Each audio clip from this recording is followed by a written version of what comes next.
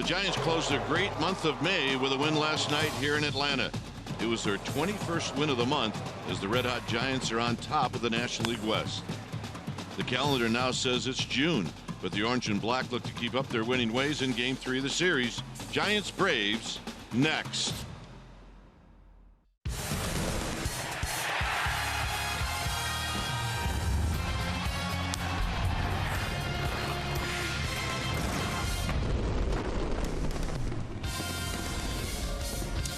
We're coming to you from Turner Field. This will be the last night game the Giants ever play here.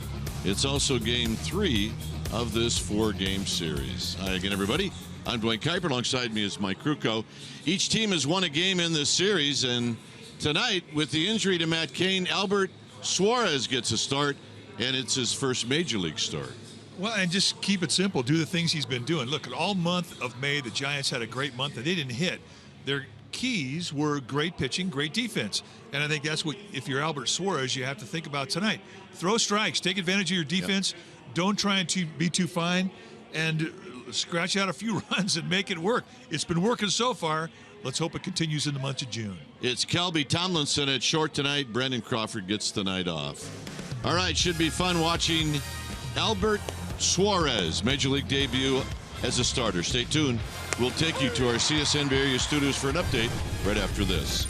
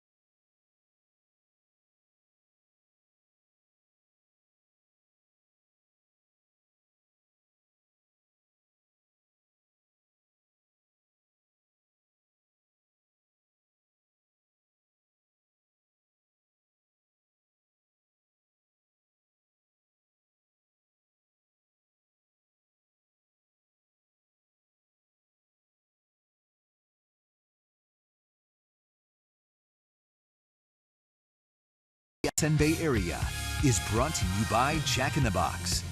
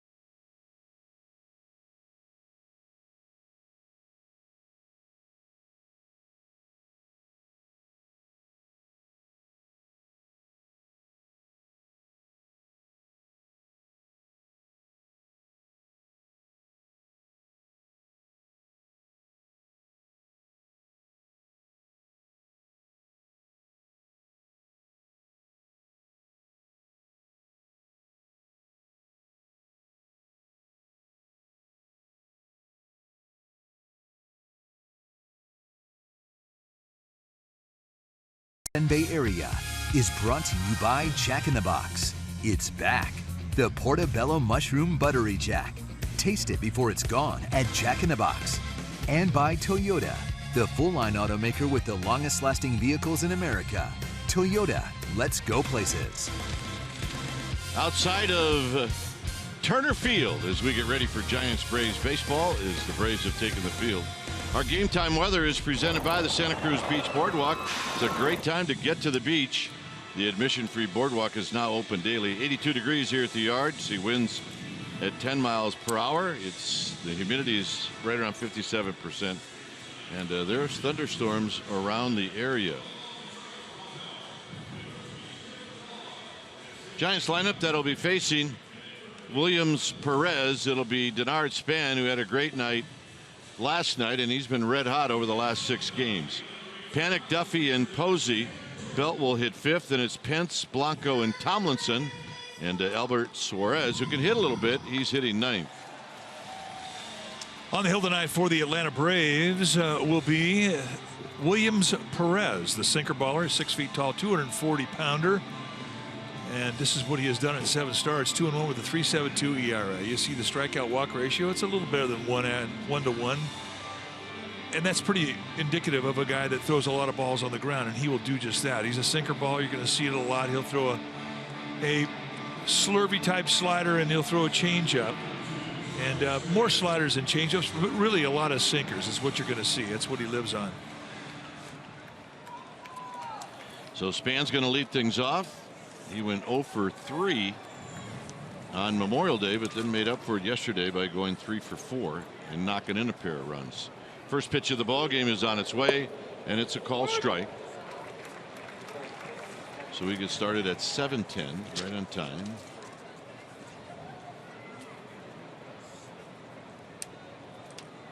As it gets a little bit darker here at the park, there's a high foul down the left field line and out of play. Calling balls and strikes will be Paul Nauert. It'll be Kellogg, Tom Payne, and Alan Porter from first to third. Paul Nauert's a great pitcher zone. You're going to see a big strike zone, good corners, and a consistent zone. What you get early, you get late. But he's good to throw to.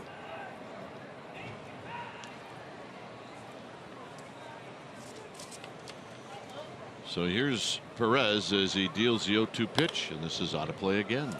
Perez has had a couple of lifetime starts against the Giants. He's 1-1 with a 3.46 ERA, and basically did what he does. He puts the ball on the ground. Wants you to swing at that sinker. He wants you to beat it into the ground.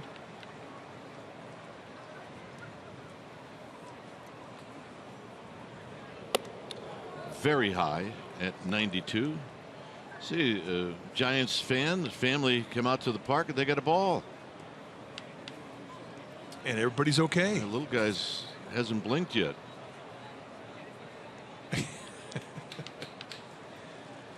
One ball and 2 strikes. Got him.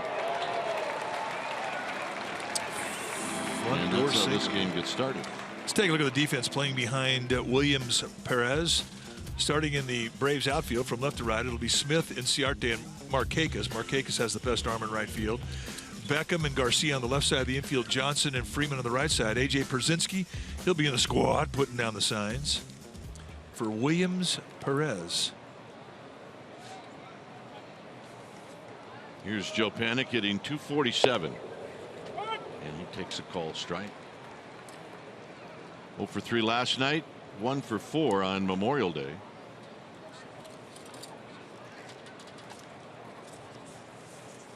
And the 0-1 delivery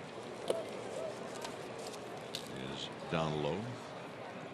Only 2 at bats lifetime for Panik against Williams Perez.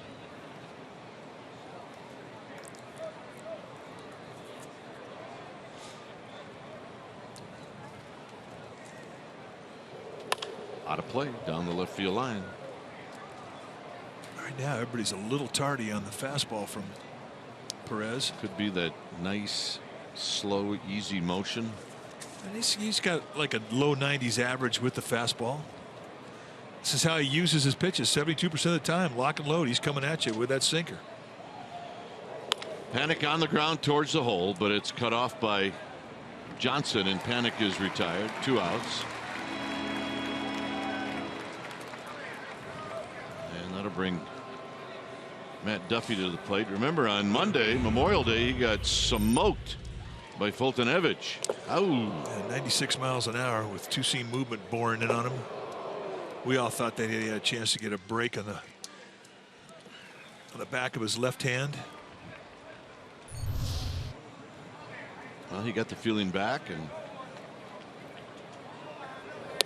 he's in there today, and the pitch is high. 242. Yeah, I'm wondering too, when you get hit in the hand like that, I mean, how much do you want to get up there and face a guy who's throwing 93-mile-an-hour sink really at you? 2 balls and no strikes. Because Perez has a heavy ball. I mean, it feels heavier when you catch it. It feels heavier when you don't hit it on the sweet spot. And you darn sure don't want to get hit by it, especially on the hand after you've already been hit there. Like that? Like that. I mean, that ball heat seeks. It's going to have fade that will tail into a right-hander away from a righty. And if he gets a wild hair up his nose, which he can do, it's not a comfortable at bat for a righty. And he drops in a strike at 89. 3 balls and 1 strike. The Giants come in 33-21. They're in first place in the West. Guys feeling it. 3-2. We saw that guy last night. He had a baby giraffe on his head tonight. He's got the 2014 World Championship ring on his head. He's feeling it. He's been thinking about this for a long time. 3-2 pitch to Duffy is low, ball 4. Can't wait till tomorrow to see what he's got on his head. That'd be some kind of a theme. Well, Madison Bumgarner's throwing tomorrow, so could have a Ford truck on his head. Absolutely.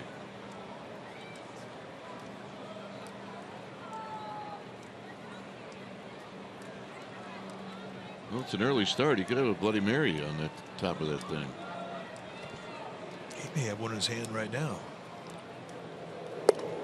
Buster takes a belt-high strike, hitting at 272.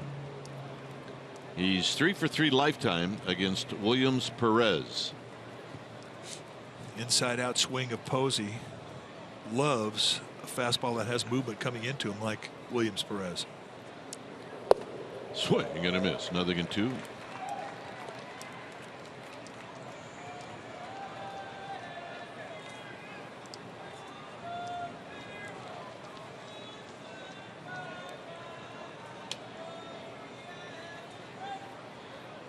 So Perez jumps out in front of Buster Posey very quickly. Duffy leaning and a soft toss, and Duffy's back. Duffy's had a good year as far as swiping bases. He's 7 out of 9 successfully.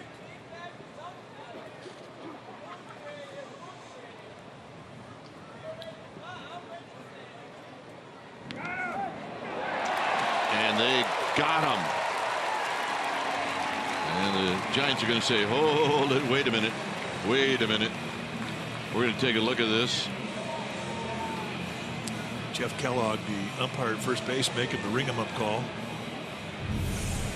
He's out. And that'll end the inning. So the call correct.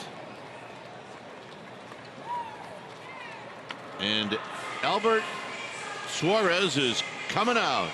Duffy.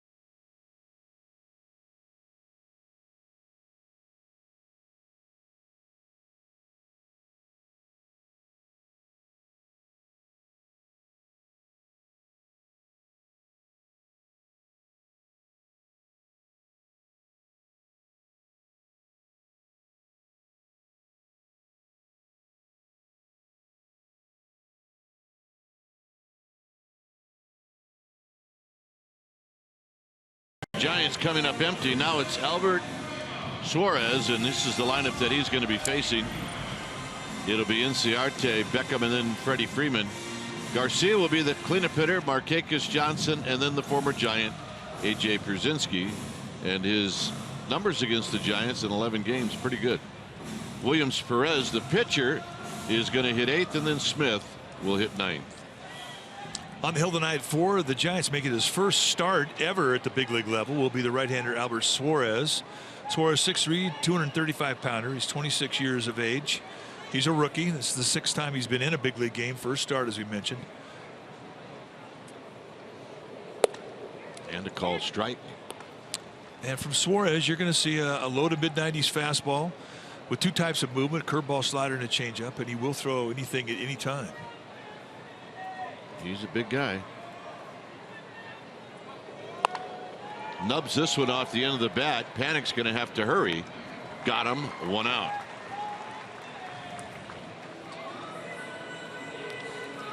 Let's take a look at the defense playing behind Albert Suarez tonight.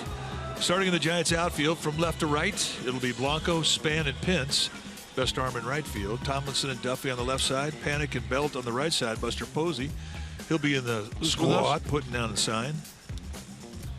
Brandon Crawford getting a day off today. So here's Beckham, and Beckham takes a strike at the knees. I'm digging Paul Nowert so far. Yeah, he looks for strikes. He's a good umpire to throw to. Well, until then, it's 1 ball and 1 strike. Yeah, what are we thinking? Broadcaster's jinx. Suarez, early in his career, had Tommy John surgery. Big chopper to Duffy. Duffy to Belt. 2 outs. Kind of set his career back. Originally signed in 2008. Originally signed with Tampa. And he was signed by the Angels, minor league contract. And then after the Angels, he came over to the Giants. Here's Freddie Freeman. Freeman at 251. He's got 8 home runs. He's got 15 driven in. 1 for 7 in the series. 2-0. First changeup that he's throwing. I think it's important the first inning you throw everything, see what you got, see what's working, see what showed up for roll call. Freeman trying to jack one out. 2 balls and 1 strike. Suppose he calling a second changeup in a row. That's good. Miss one, make the correction, get it back in the strike zone. Now you feel like you have it.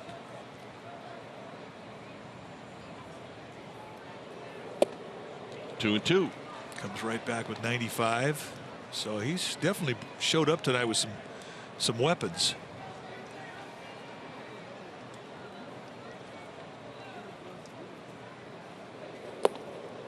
Three and two.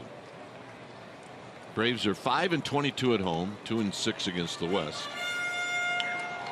They beat the Giants on Memorial Day 5-3. Really nice start for Mike Fultonevich.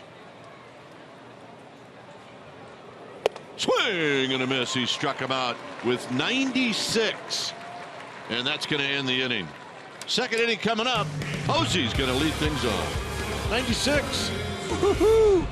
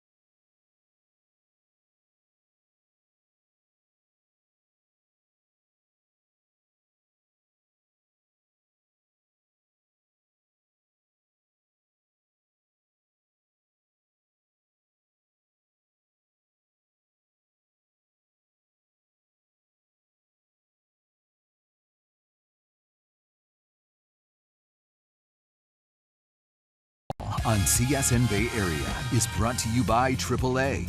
Get a free Giants all-season blanket. Restrictions apply. Go to AAA.com/Giants or to a AAA branch for details. First pitch to Buster Posey is on the outside corner for a strike. Posey was at the plate when Duffy got picked off.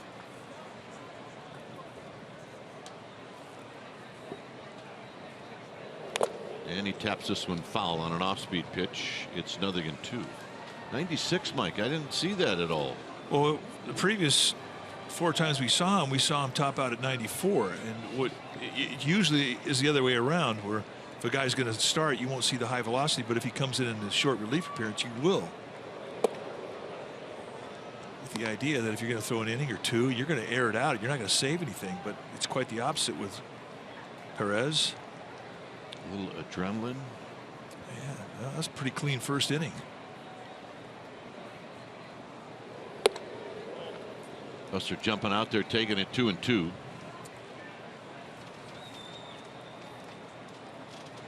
Williams Perez against the Giants last year pitched well, and in both times a lot of ground balls. He gave up 6 in the one time. Didn't have a whole lot of defensive help in that game. Look out, up and in. 3-2.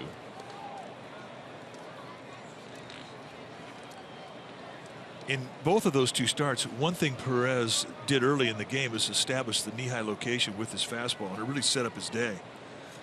When that ball's down around the knees, it gets real heavy, and you absolutely have a hard time lifting it. Posey chops it off his foot.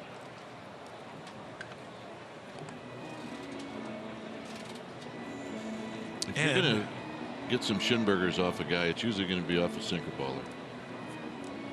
Well, especially if you're a right-handed hitter hitting off a right-handed sinker baller. You can see how that ball bores in on you, and I don't know if Posey's protective piece caught any of that, but I think it did.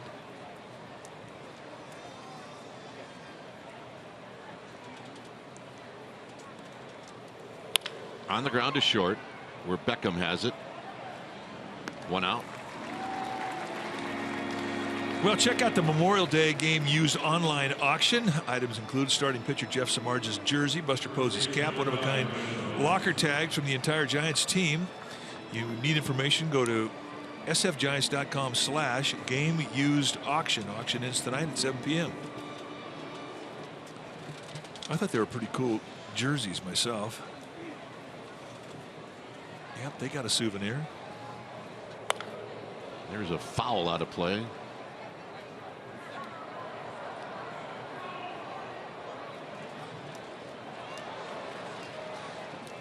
Belt hitting .289 with 5 home runs. 25 runs batted in. Hit a home run on Memorial Day.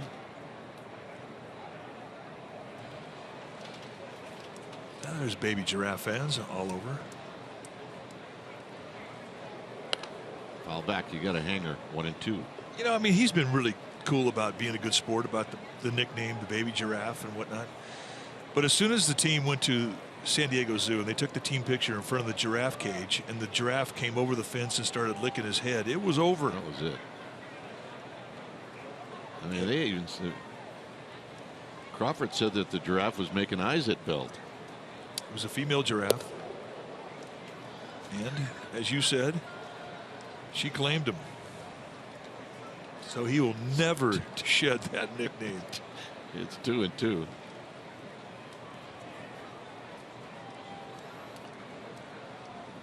Overshift is on, and Belt takes 3 and 2. Very close. Ooh, I wouldn't take that again. Every once in a while, you get an example. Will a guy out there pitch in? And there's an example that Williams Perez will pitch in.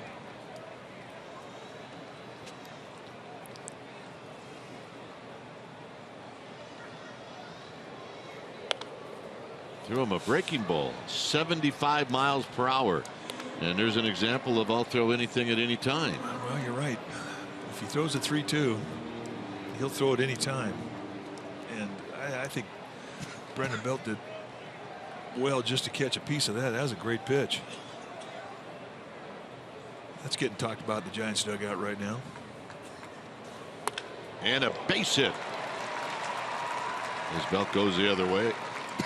Well, and that's a great approach to have if you're hitting Williams Perez off of as a left-hander. You go inside out and you think the opposite way because that movement's going to run away from you. And that's textbook perfect as to how to beat sink from a right-hander if you're a left-handed hitter. Think the opposite gap, and that's exactly where that went. Whether Belt was trying to do that or not, that's where he'd like to hit about 100 balls this year. Yeah, that's the area that gets the hitting instructors pretty excited. Here's Pence. Pence looks at a strike. This was from Buster Posey's Instagram on that picture Mike was talking about at the San Diego Zoo on an off day in the draft, nuzzling up against the Giants giraffe. Swing and a miss, nothing in 2. Well, you think they had fun that day? Oh my goodness. Crawford's line when we interviewed him after the first game. Yep. The little kids really had a good time. Panic and Duffy. Duffy had never been to the zoo. He didn't want to leave. Pence on the ground, foul past Billy Hayes. It stays at 0-2. But Belt said, as the giraffe was licking his ear, he's holding his son Grayson. And Grayson, who's what, a year and a half? Yeah. Maybe 18 months to 2 years. He's put his hand about halfway up the nose of the giraffe. On the ground, it could be a pair. Johnson to Beckham, but it's not in time. Took a little too long. Pence runs well. He's aboard with 2 outs. Well, Kelly Johnson threw Gordon Beckham one of the better changeups we've seen this year. How do you handle that as a middle infielder? Well, I told you the rule of the thumb I had with the guy I played with is don't try to make me a perfect throw. Just get it to me as fast as you can and I'll deal with it. And this is just the opposite of that.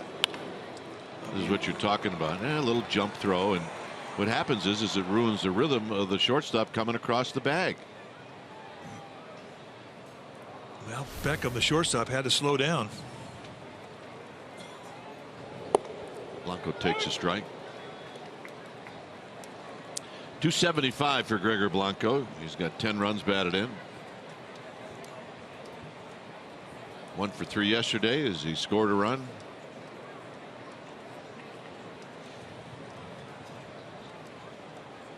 Word is that Pagan is getting close. I don't mean close like tomorrow, but you know, close enough where he's going to start thinking about doing a rehab. Well, and I think this warm weather has really helped him too.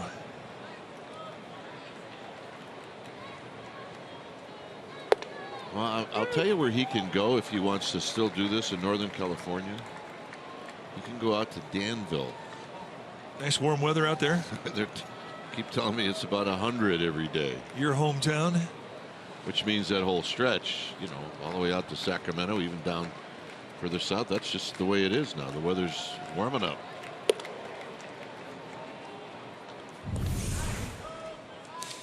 Well, Angel Pagan today had good batting practice. We saw him flipping balls out to left center from the right side.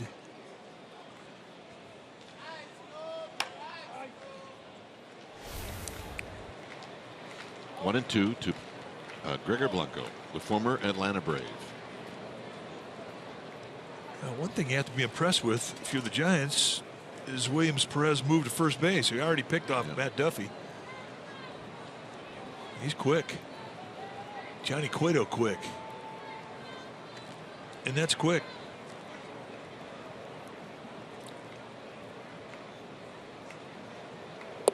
National League Player of the Week, quick. That's right, Johnny Cueto, National League Player of the Week. This is the first inning, and really it didn't look like Duffy had much of a lean towards second base either. He just was too far away from the bag. And the tag put on by Freddie Freeman. That's a good quick tag too. Yeah, for a right-handed first baseman, that's about as quick as you could be.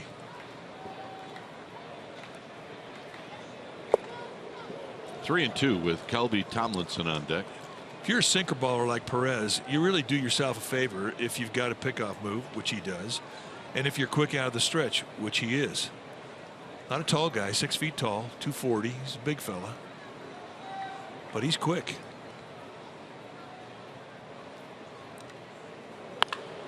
And a line drive right to Freeman, and that's going to end the inning. Blanco could not find a hole.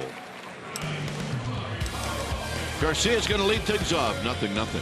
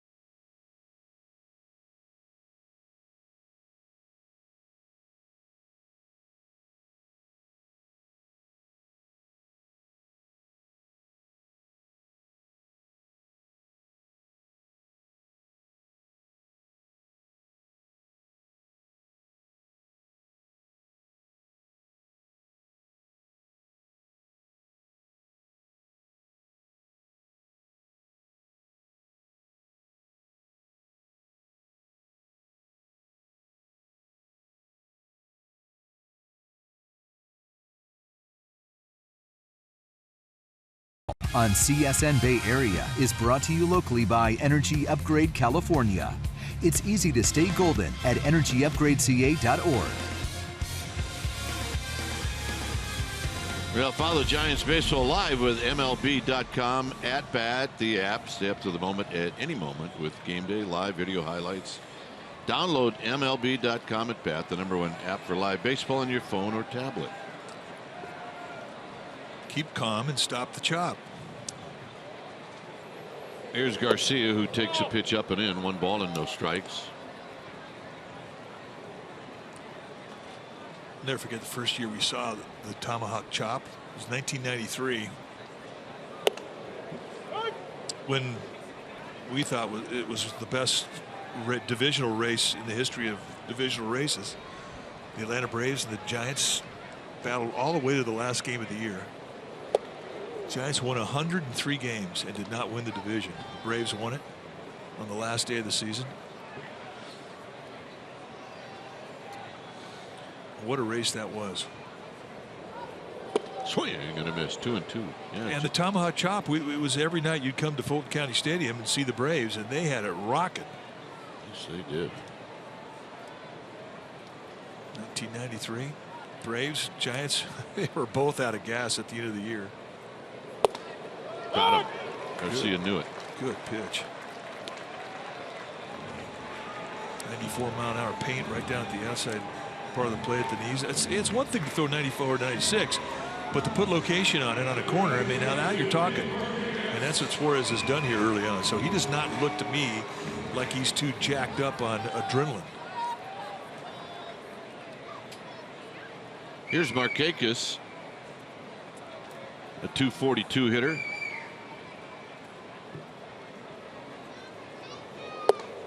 And he takes a strike.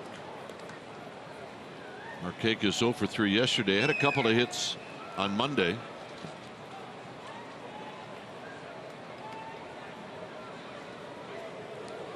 He's the RBI leader on this Braves team. He's got 29.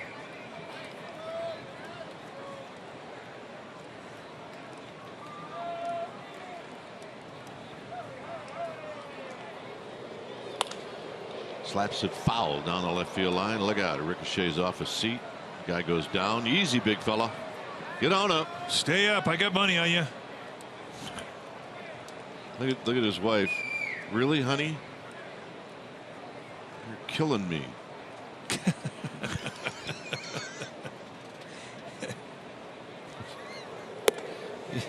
She said, you fell on me. And he's like, well, I feel like I've earned the right over these years. If I'm going to fall on anybody, it's going to be you. Hey, for better or for worse.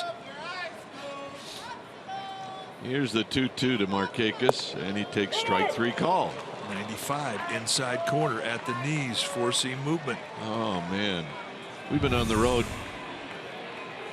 almost a week. Here's you see the pitch Mike's talking about. I mean, just driving right through the location here, but changing grips effectively and changing movement on the fastball effectively. Not showing you the ball early. Who is this guy? Here's Gully Johnson.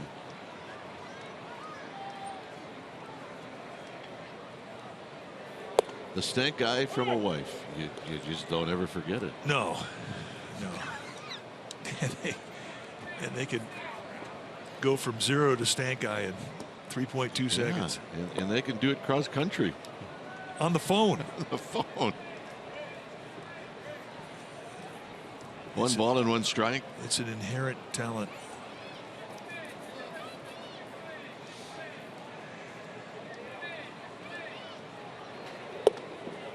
Two balls and a strike.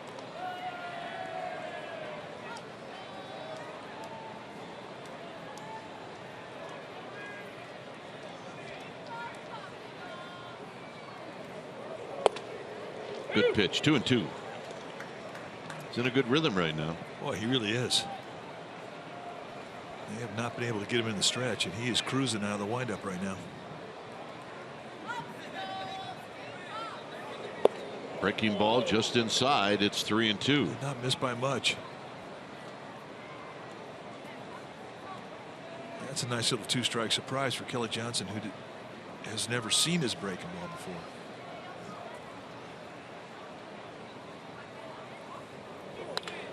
On the ground, Duffy. And Duffy to Belt, and that'll end the inning. Another nice inning for Albert Suarez. All right, he's up, Mom. The old man was just trying to get a ball.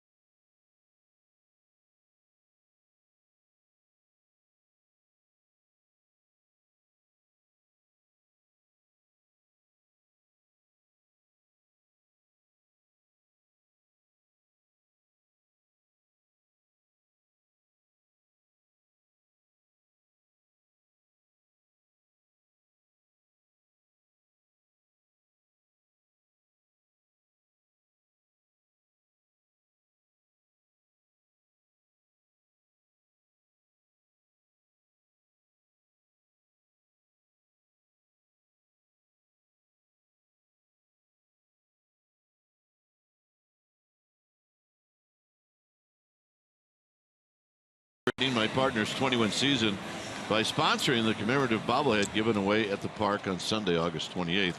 Our McDonald's True Stories goes back 30 years ago today when Mike picked up his 7th win in the '86 season by pitching the Giants to a 7-3 win over Ron Darling and the Mets in front of almost 50,000 at Shea Stadium. Tomlinson takes a strike. It was the second of 4 times Kruk beat the eventual world champs in '86. Had a sacrifice fly in that game, had a couple of hits, and nobody picked him on the post-game wrap. Unbelievable. It kind of ticks me off now I'm thinking about it. Of course, you know, the prize that you get when you get picked is unbelievable. 1-1 to Tomlinson, hitting .324. Outside corner, 1-2. Giants have had 2 base runners. One got picked off. The other got stranded.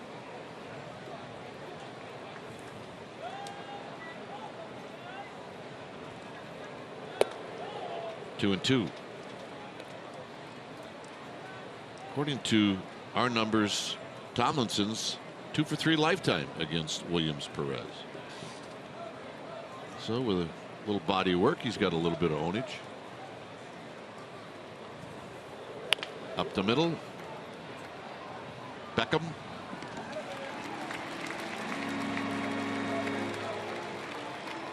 One out, and here's Albert Suarez, who doesn't have a hit, but he's got an RBI. Well, he can hit. At least his batting practice is monumental. You have a home run derby contest between he, Jeff Samardzija, and Madison Bumgarner. You would be impressed. Be good.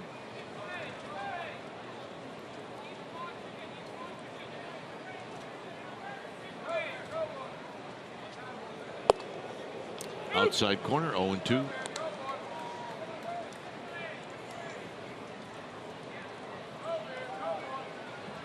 Span is on deck. He'll hit here in the 3rd. 1-2. Just a bit low. Just think about sinker ballers that are fun to watch when they get it going. I mean, it's just almost like they're playing catch with a catcher.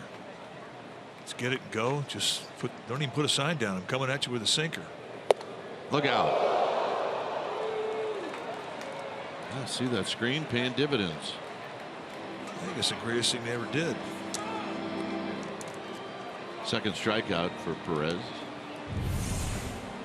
All right, let's take a look at the flight Swing of the swing.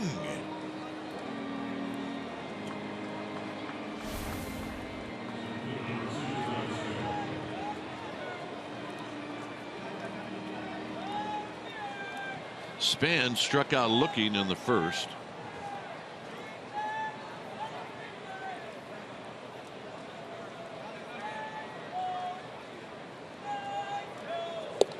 He takes the first pitch in tight. Giants will wrap up this 4-game series tomorrow, and they'll say goodbye to the Braves until they meet them at AT&T Park, and they'll say goodbye to this ballpark. Freeman is going to grab it, and that's going to end the inning.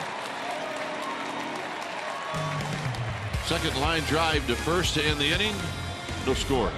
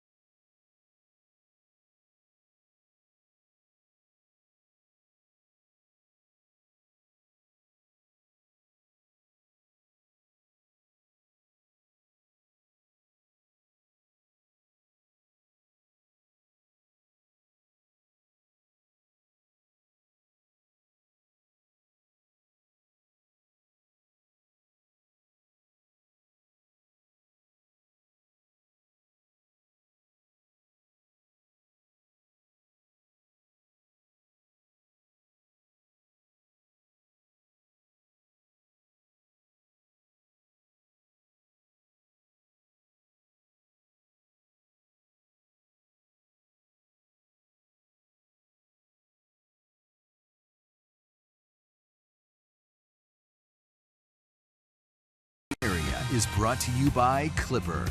A million Bay Area transit riders agree using Clipper is easier than using cash. Giants Insider Podcast is live on csnbayarea.com. You can log on each week. As Alex Pavlovich talks baseball with the players, coaches, and guests. The Giants Insider Podcast. Alex Pavlovich, csnbayarea.com, also available on iTunes. Here's A.J. Pierzynski hitting at 206, and he takes outside for a ball. 1 ball and no strikes.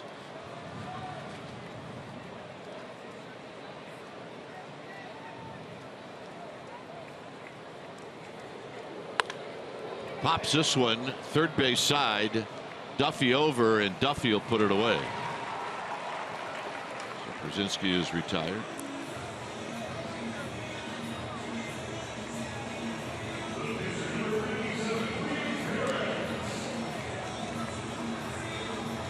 Here's Williams Perez.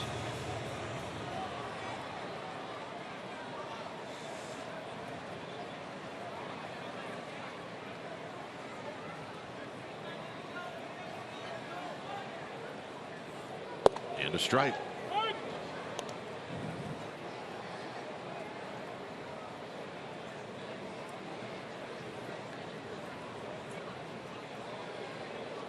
And the pitch is low. 1 ball and 1 strike.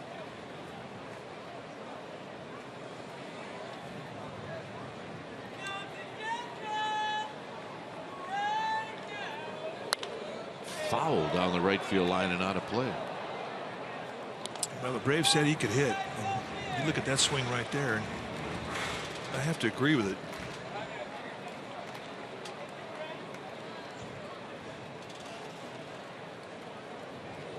Breaking ball, he got him. Strikeout number 4. The old equalizer.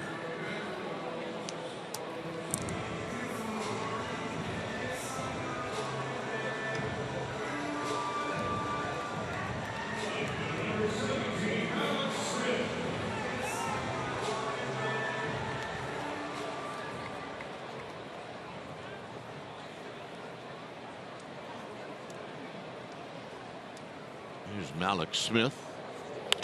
First pitch swinging, foul down the left field line and out of play. The thing about Suarez, I mean, it's rock and roll. He gets it and goes, and he comes right at you. And really, you got a couple of guys doing the same thing. Perez maybe a little slower.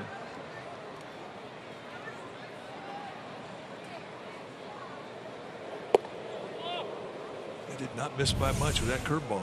All right, let's take a look at the play. Nicely done. Easy. He take off your skis. Attaboy.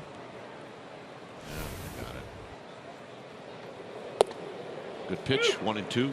We watched Posey do this with his changeup, where he misses the first one, calls it again to get him back on the strikeout, and he just does it again here with the curveball. Throw it again. Tried to backdoor him, 2-2. I mean, for Buster Posey, a guy that's got 5 different types of movement like Suarez has, and he's able to put it both sides of the plate like he's showing, that's a fun guy to catch.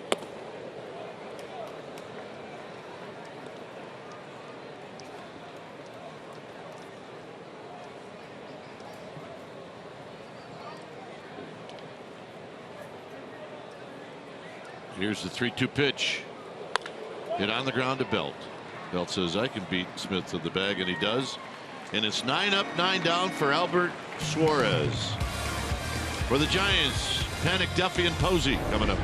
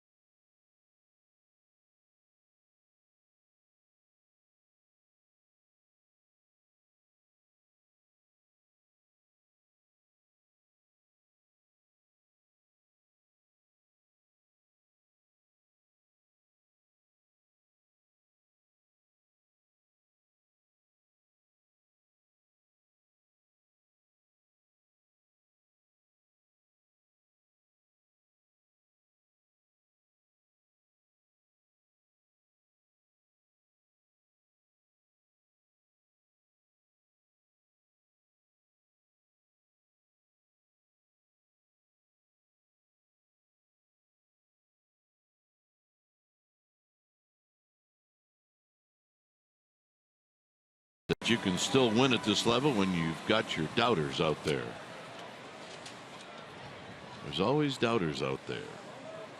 That was his line yesterday. Well, he was fantastic, and he walked off this field last night, and I tell you what, he was like 6 feet 6 inches tall. He felt so good about how he threw the ball, and he did it in front of a lot of friends and family.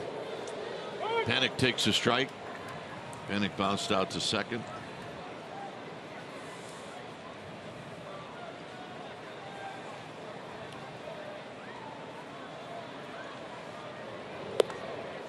Duffy on deck, and then Posey. Giants have had a couple of base runners. They've not gotten a runner to second base. Hit on the ground to Beckham behind the bag. 1 out.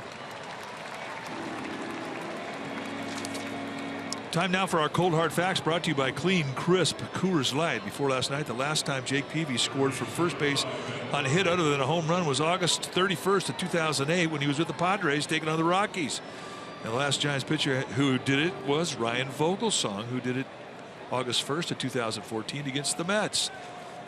Those are our cold hard facts, brought to you by Clean Crisp Coors Light.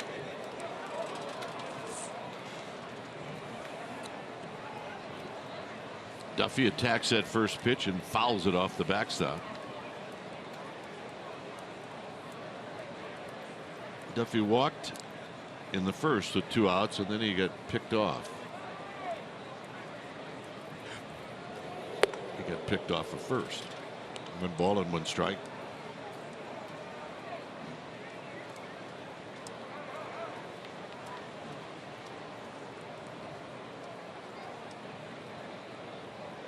Duffy takes a breaking ball, 1-2. Kind of a spotty crowd tonight.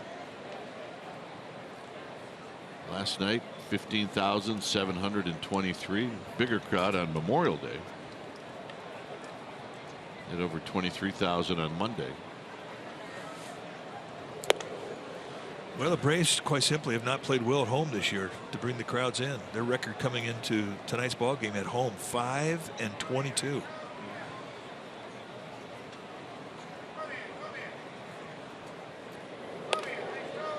Duffy pokes it foul. So for Duffy, who got picked off in the first inning, I mean, I think it's better to get picked off and be the 3rd out of an inning than the 1st or 2nd. Yeah, of course. You don't have to go back in the dugout. Well, I think that was a plus. You don't have to try to avoid eye contact with the big fella. The big fella being Bruce Bochy. Little flare to right, and that's a fair ball. Duffy's going for 2, and he's going to make it. There is another option, by the way. You just blame the first base coach if you get picked off. And see how that sits well. Well, I don't think that would sit well for Billy Hayes. Let's take a look at a big league double. Inside outs, the boring in 93-mile-an-hour fastball. Just a fang right down the right field line. And a stand-up double puts himself in scoring position now for Buster Posey.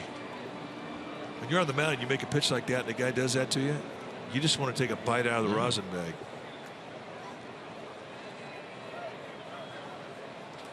That's baseball. Buster bounced out to short in the 2nd inning.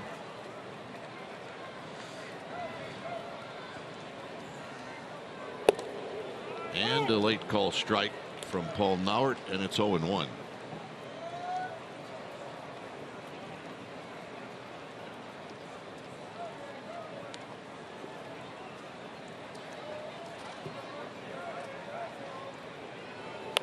Out of play.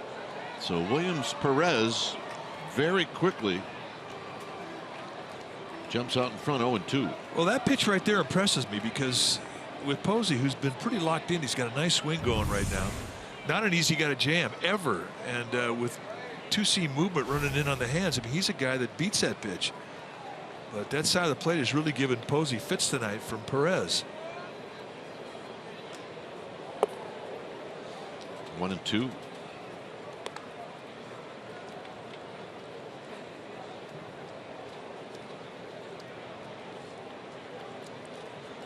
Outfield playing Posey to hit the ball the other way on the infield straightaway.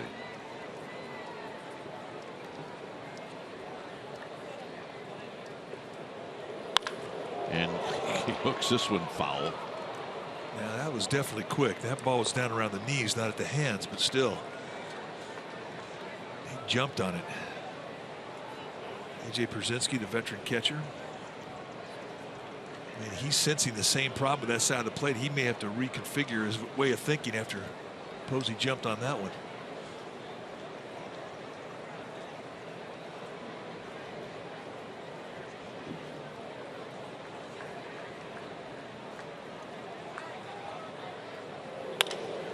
To right field, Markakis over, and he's going to make the running catch.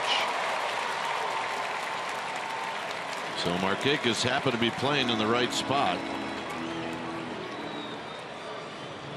And that'll bring up Belt. So disappointing for Buster Posey. He did everything right, and he got nothing. He got nothing. They went on the outside part of the plate. They did change locations up, and Posey proceeded to hit a bullet. So he hits a ball right on the screws, and he gets a big league hang with him. Matt Duffy hits one 4 inches above his thumbs, throws it over the head of Freddie Freeman at first base, 2-base hit. Oh, baseball. Oh well. Belt singled. He hit a line drive right at the shortstop position that was empty. He does that here, and the Giants are on the board. And there's a call strike.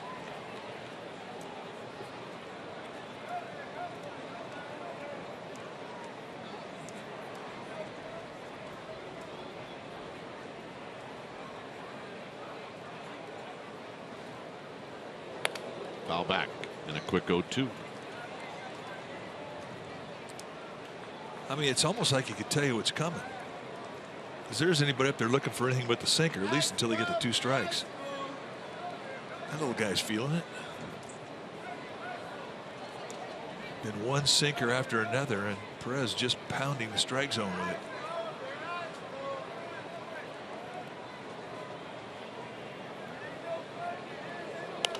Out of play.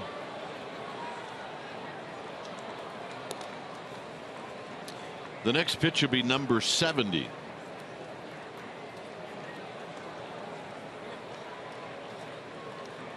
All right, he gets it. Take care of your date.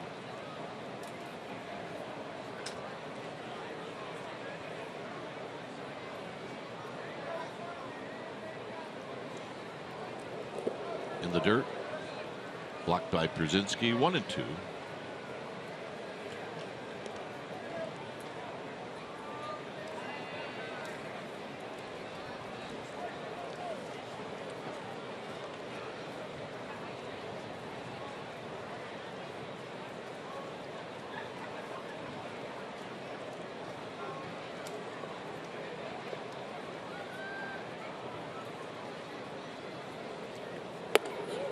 Two and two. I don't think that was a 4-seam fastball. I think everything he's thrown so far has just been with a 2-seam grip. Generally speaking, if you're going to raise the sights, change sight lines, and try and elevate up above the letters on a guy's jersey, you're going to change grips and throw a 4-seam, get a straighter movement. It's more effective pitch up high. Belt hits a high drive to right. Markakis is back. It is out of here. And I don't think he got all of that.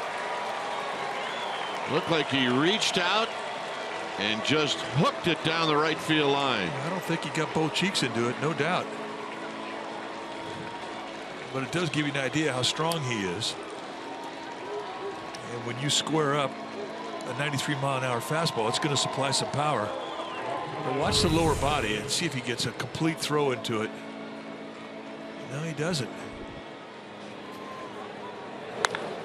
But he gets enough, and that's what's important. Home run number 6 on the year, a 2-run shot and a 2-strike count. As Pence takes up and in. And those crush you when you're on the mound. 2 strike, 2 out. You're thinking, all right, I'm a strike away from a cup of water on the bench and a little rest. And 3rd home run in just over 40 innings as Pence fouls it back. sinker ballers don't usually give them up. They're not easy guys to lift. But remember the home run that Brandon Belt hit in that 18-inning game of the playoffs with the Nationals? That was against Tanner Roark. He's a sinker baller. Right.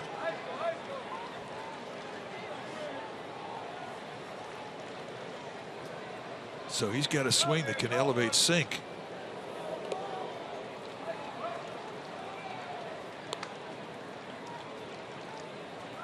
Well, we're glad he hit it, that day, because we were broadcasting that game on the top of Squaw or North Star, one or the other. It was a little rough. We were in the ski line. Fouled off the shin guard of Przinsky. John had bundled himself up. He looked like he had a sleeping bag wrapped around him. And the only thing that moved for the last 14 innings of that game was his lips. Yeah, everything else was frozen to the chair. Pop back and out of play. No, John, you got to go to the bathroom. No, he said, I've held it now for 14 innings. I'm good. Everything's fine.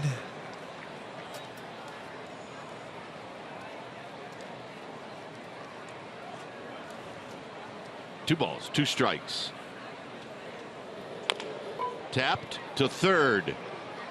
And Pence is hurt. And that's going to end the inning. So this is not good for the Giants,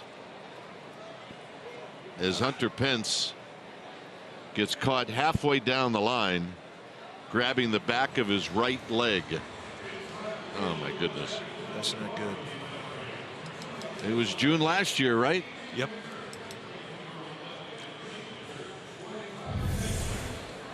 Well, he's coming out of that box hard, sniffing hit right here. Yep. Same spot. Look, right at the base of the hamstring above the knee. You hope it's a cramp. It doesn't look like a cramp. We'll be back. Belt's home run gives the Giants a 2-0 lead.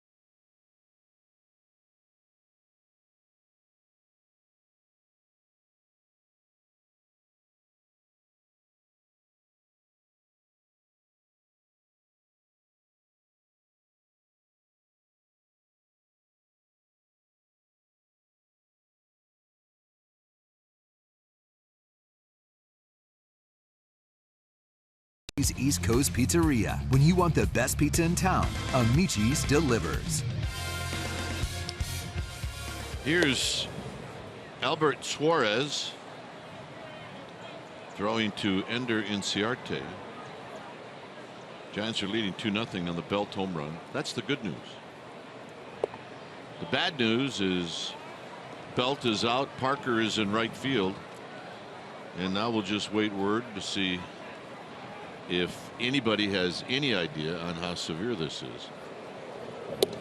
Now, Hunter Pence had already injured that area, and he's missed some time with a tightness in his hamstring right there at the base of his right hamstring above the knee.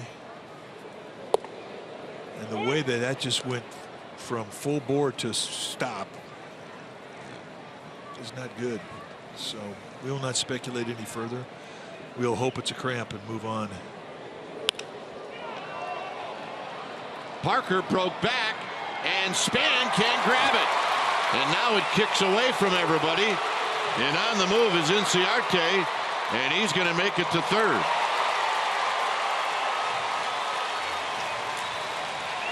I do believe that was just a little bit of a misread by Parker, but Span did indeed get a glove on it. Well, I think Span realized that he's going to have to make a play. And he got there. I mean, he got enough glove on it. It's going to be a hit. They're not going to rule this an error on Span because of the type of play that it was. But you could see him very early on look over to Parker, realizing that it was going to be his ball. It's a tough call for the official score because there hasn't been a hit or even a base runner prior to that play there, but it is indeed has been ruled a hit. So out of the stretch for the first time as Beckham stands in. He bounced out to Duffy in the first.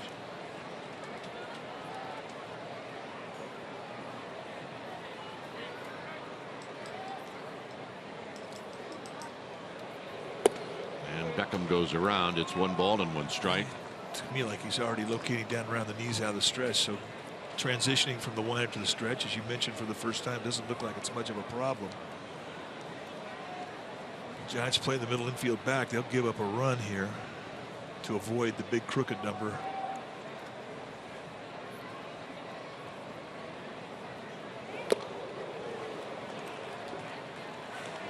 So it's 1-2 now to Beckham on the swing and a miss.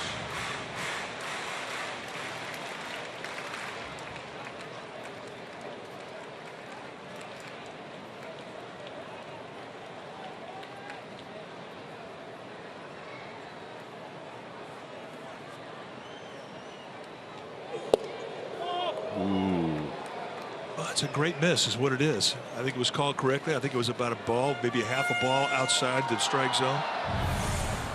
But with 2 strikes, I mean, that's a paralysis fastball. But a lot of guys will try and cover. Some umpires will give it to you. It's just a good miss. Mr. Posey, he wants another fastball, same location.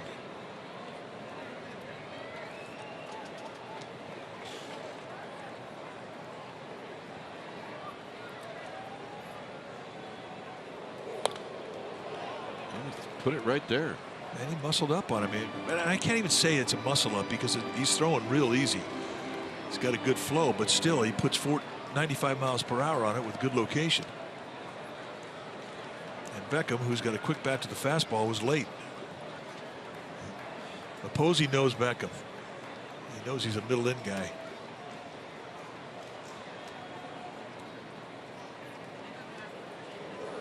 Hit on the ground to Duffy.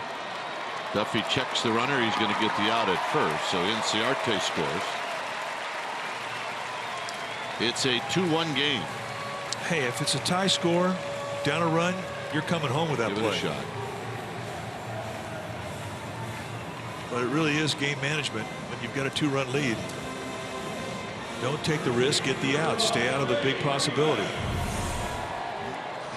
Play right in front of Duffy. He takes a look at it. Smart play.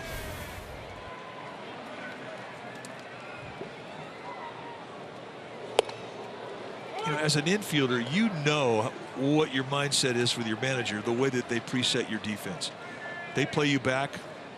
Hey, they want the 1 out. If the speed of the ball comes at you and dictates the play, well, then you adjust.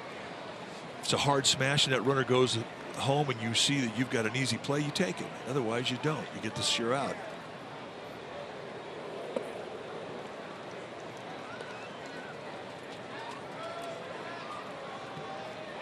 Freeman struck out in the first. It's a 2-1 lead for the Giants.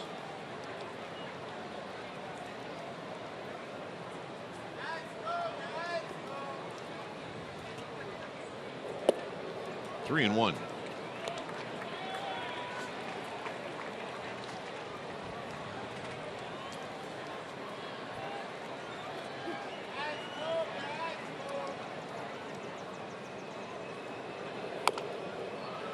Freeman offering it the 3-1 pitch, dribbles it foul.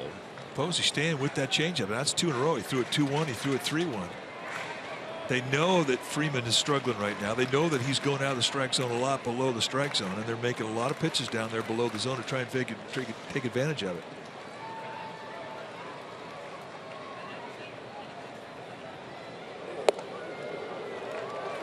So the 1-out walk. First walk Suarez is issued. And here's Garcia. So you get the ball, turn around, look at your middle infielders, check who's got this play at second if you get a comebacker.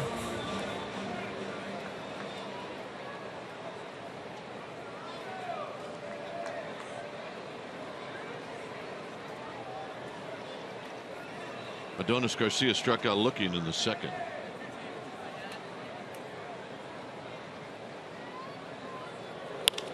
Here he lifts one down the right field line and out of play.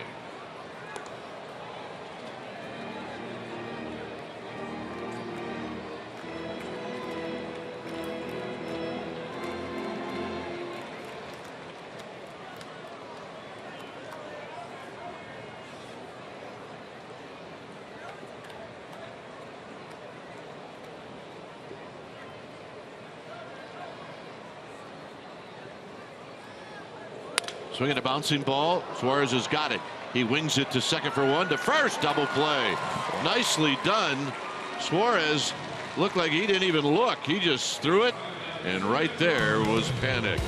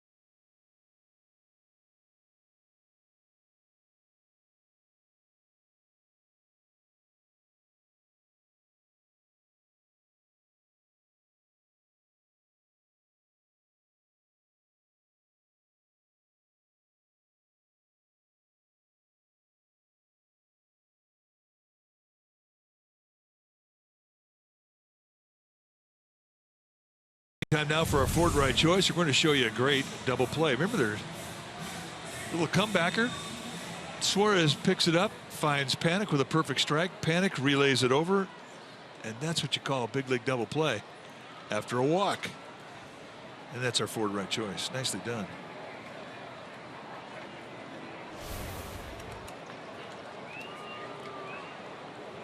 Blanco with a bunt. Pierzynski out, spins and can't pick it up, and Blanco's aboard.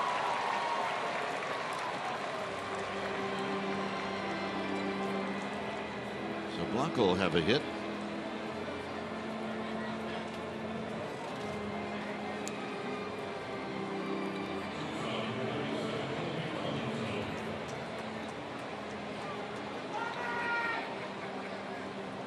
That'll bring up Tomlinson. Tomlinson bounced out to short.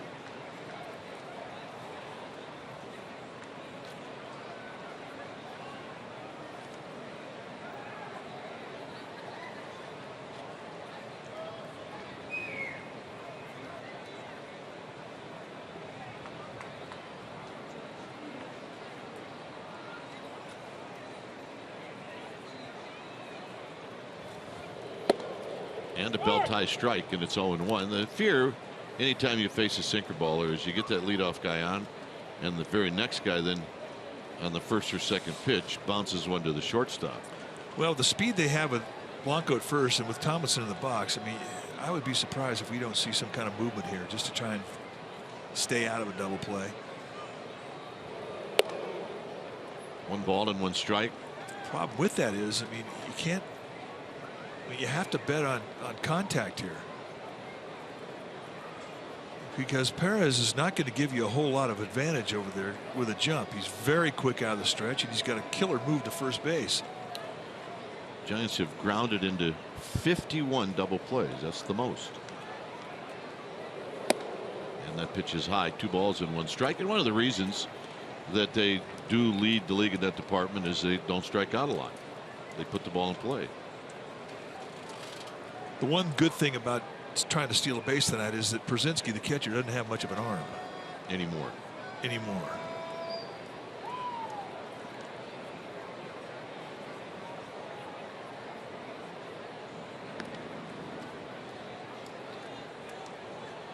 But he's still relatively quick to get rid of it. I mean, that's always been something he's had to do. He's never had a blazer for an arm, but he's always had pretty quick release for a big guy.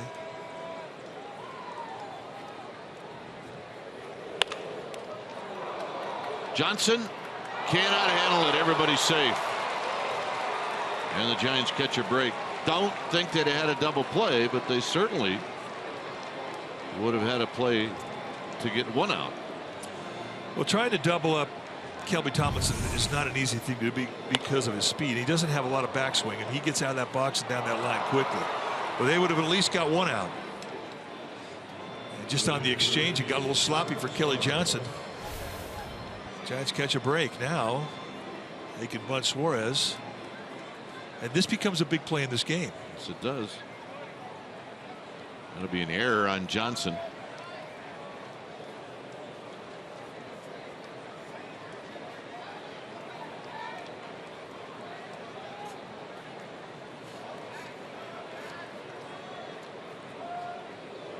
And the bunt. Krasinski's only play will be at first, and a nice job by Albert Suarez. All right, time now for our Togo's big play the Togo's way. Last night, Denard Span had a 3-hit night, and his triple in the 6th inning off of Matt Whistler was the swing of the bat that put the first run on the board for the Giants. It knocked in Jake Peavy, who had a 2-out knock. And we're going to make that our Togo's big play. Struck out looking in the first and then hit a line drive bullet to Freddie Freeman, who caught in the 3rd.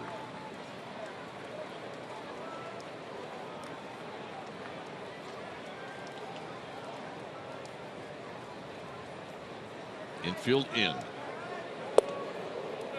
Down and in. 1 ball and no strikes.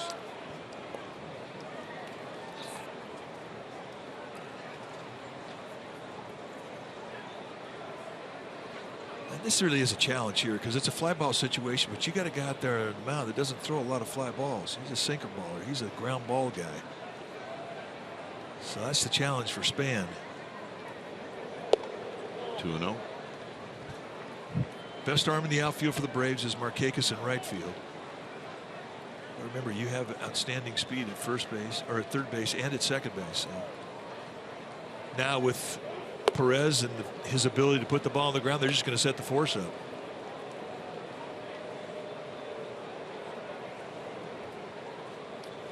You can do this with a sinker baller. So Joe Panik's going to get an opportunity, and he's hit the ball on the ground twice.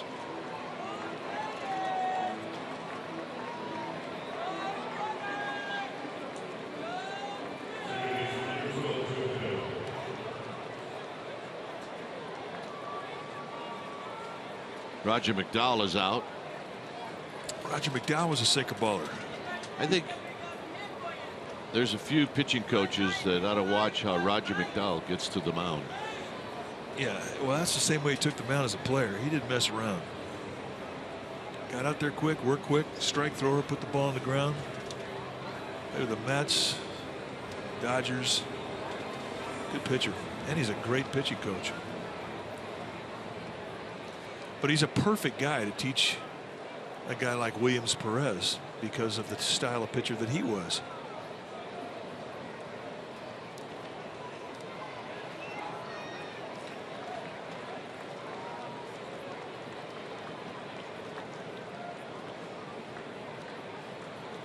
Joe Panik at the play with the bases loaded. Drive to left. Smith back. He's going to make the catch. And now Span's got to get back because he tried to tag up. And the throw almost got by Freeman. But the Giants pick up a run. It's 3-1. A lot going on. Well, yeah, you're right. And for Tomlinson, who's got good speed at second base, he just backed off. Didn't think it was a good percentage play to try to go from second to third. Span, he was really breathing down his neck. He got halfway down the line, or between first and second, and the Braves almost made him pay for it. Nevertheless, great at bat from Panik to get that fly ball off of Perez.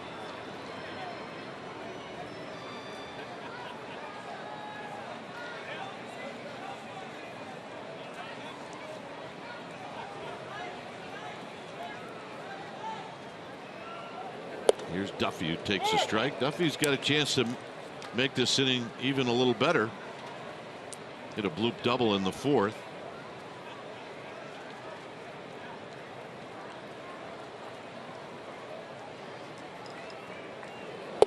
And a strike. It's a quick 0-2. Nice at bat, Joe Panik, 21 RBIs.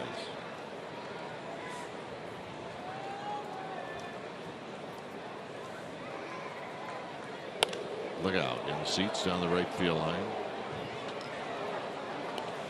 That's 3 pitches, 3 in a row, and there wasn't a whole lot of corner location on that 0-2 fastball. He just coming right at Duffy.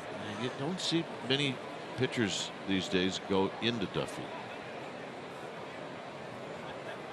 There's a lot of pitch him away, play him away. Drives this one into right center field. Inciarte got a good jump, and that's going to end the inning. Giants pick up a run on a hit and an error and a sacrifice fly. It's 3-1.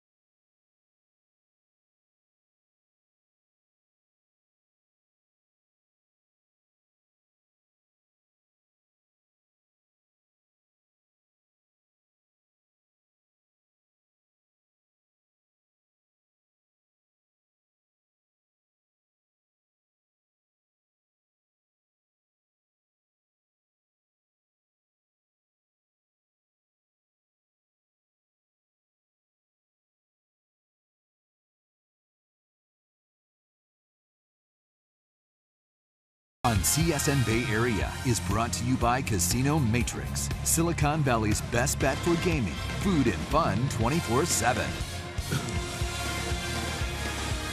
Well, Tuesday, June 7th and Wednesday, the 8th of June, the Boston Red Sox are coming to AT&T, and you can enjoy big savings and see David Ortiz and the Red Sox take on the Giants. $34 a ticket in honor of number 34's last regular season visit to AT&T Park. To get the ticket, enter the code Big Papi at checkout to save on tickets of this battle of 2 first-place teams. Here's Markakis. Markakis takes a strike.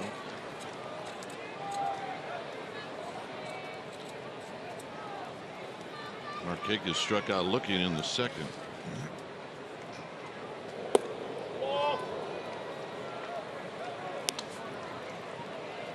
60 pitches for Albert Suarez.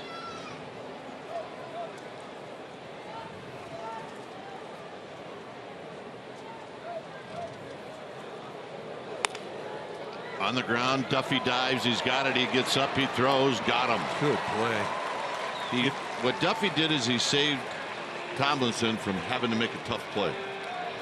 And I'm not sure if Tomlinson could have made the play given Johnson's speed. He gets down that line pretty well. As a third baseman, you're taught to get everything you can to your left. Trick is when you extend out like that, how are you going to get to your feet to get a throw off of? That's the beauty of the play. Not a problem for Matt Duffy. Well done. Kelly Johnson 0 for 1, and he takes a called strike.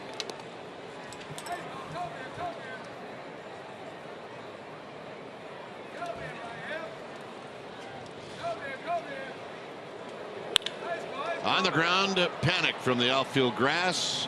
2 outs. bringing A.J. Pierzynski to the plate.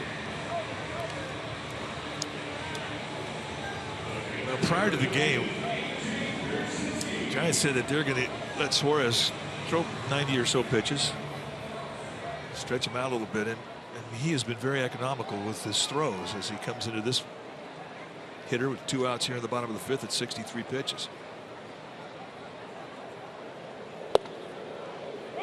But he has been in their grill all night long. A lot of 0-1s, a lot of 0-2s, a lot of 1-2s.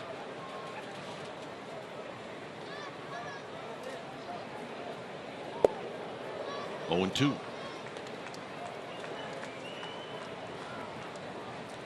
Pierzynski has always been a good low ball hitter, a good sinker ball hitter. This is hit to Belt. Belt to Suarez. Inning over. 3 ground balls. We'll head to the 6th. Buster Posey will lead things off.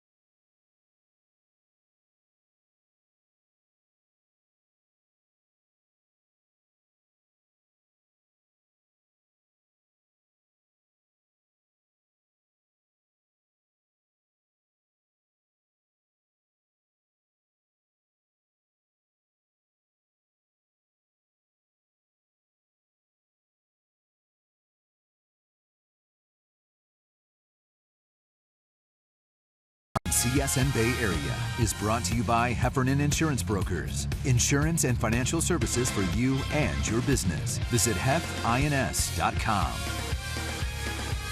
Giants with a 3-1 lead as Buster Posey stands in.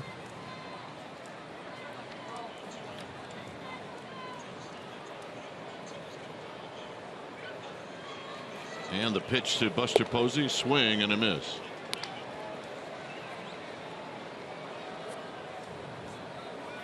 Belt to follow.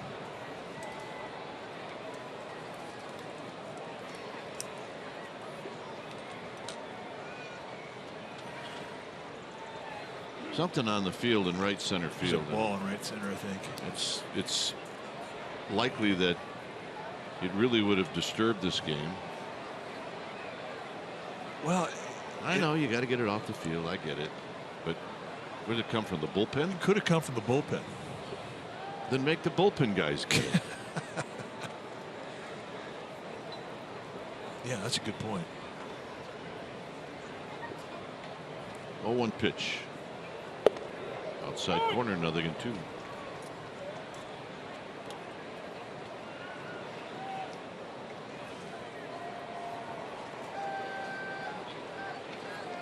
Both pitchers have really been aggressive in that strike zone early to these hitters.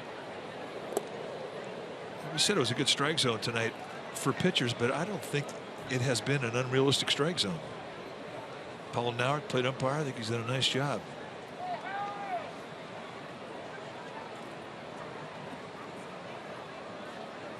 Agreed. Nope. Very close. 2-2. We thought he had him.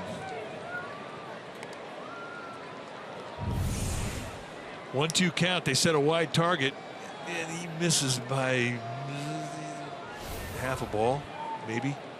Half a ball.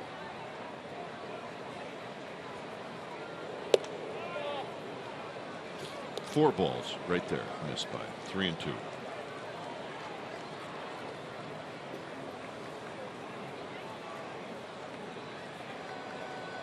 If you miss by a half a ball, sometimes it's going to be called a strike. It absolutely is going to be called a strike. Posey said, I'm not going to chance at it again, so he fouls that one.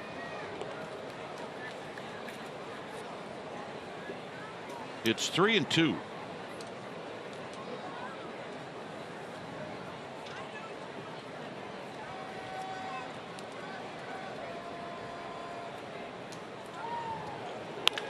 On the ground sharply to Beckham. And Beckham throws out Buster Posey. Pitch number 100 for Williams Perez.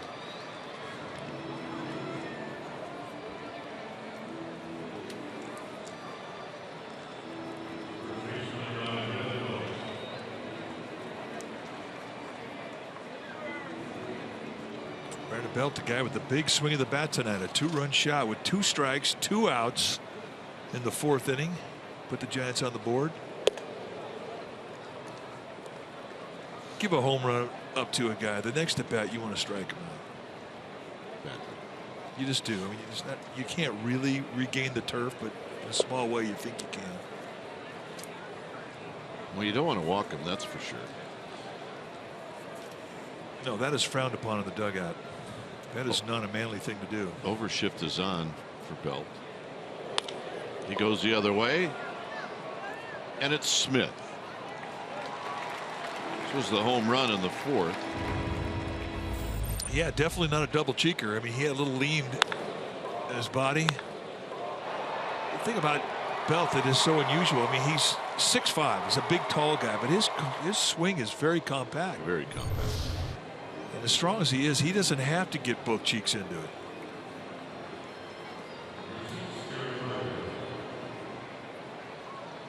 Parker's going to hit for the first time. Remember, he came in when Hunter Pence was injured running down the first base line. Have not received any word yet on Hunter Pence, and when we do, we will pass it along as quickly as we can. 2-0 to Parker.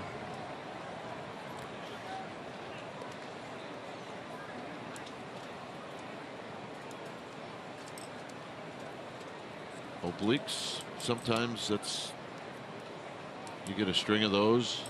That hasn't been it. It's been hamstrings. Yeah, it's kind of been all around baseball this year. A lot of hamstring injuries. Parker with a base hit up the middle. This was the Hunter Pence injury. He really had it hit. He gets a lot of these infield hits, and as he was scooting down the line, that was it. It grabbed in. I mean, he goes hard like this all the time. Well, there it is. Ow. It's getting looked at right now. We still have not heard word back from the Giants as they are making a pitching change here in Atlanta. When it's time for a change, think Speedy Oil Change and Auto Service, your oil change tune-up and repair experts. We'll be back.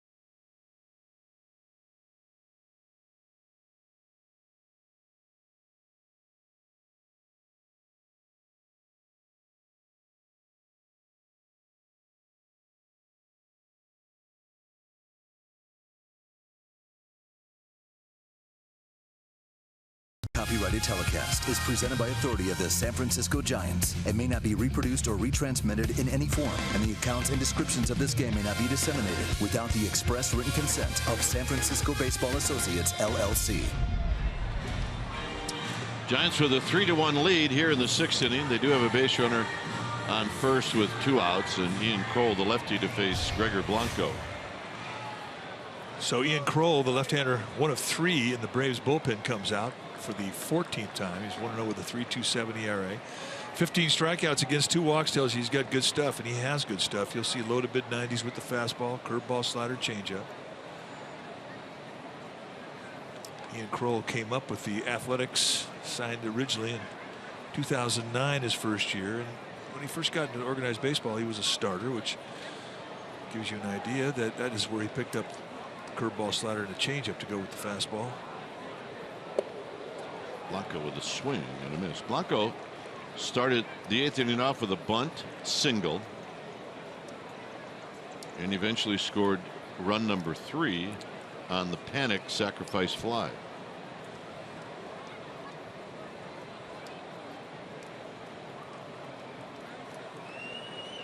I believe that was a foul at the plate. It's 0-2. It was. Those are tough strikes. You hate to give those up. If you're going to get a strike on a foul, you want to at least throw the head of your bat. You don't want to check a swing and have that ball graze against your bat. Hey, if you're a pitcher, that's a happy moment. Yep.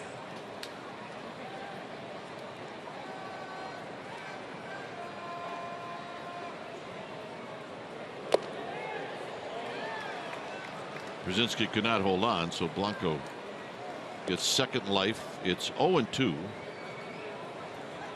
Kroll in his 3rd year at the big league level, 6'1", 210-pounder from Hinsdale, Illinois.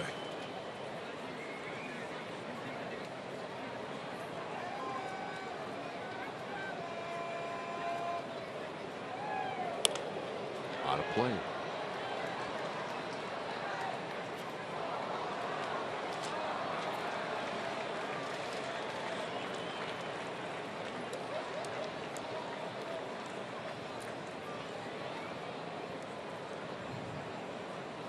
He's a Posey fan. He's got his National League All-Star shirt on. I think that's a pretty sneaky way to support Buster Posey. I mean, the colors here for the Braves are red, white, and blue. The guy had a red National League All-Star shirt on, but very subtly put Posey on the back. Do you like what? Wearing a Dodger blue jersey that says Giants on front? Yeah. Driven into the gap, and Smith falls down, and he cannot hang on to it. And aboard is Blanco, and to third goes Parker. Wow. Not quite sure that Smith had a good read on this at all. Well, he gets in the signal. He has to come back. He overruns the ball.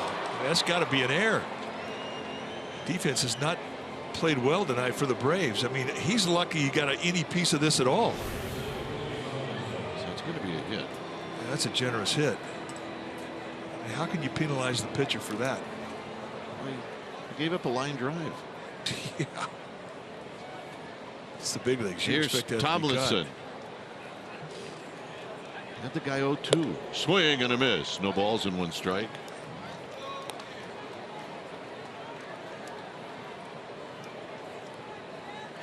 Cannot give big league teams extra outs in an inning.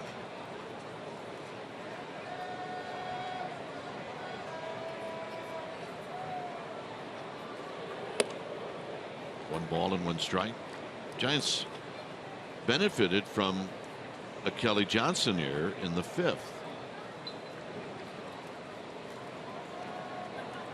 They have a chance to do that again here in the 6th.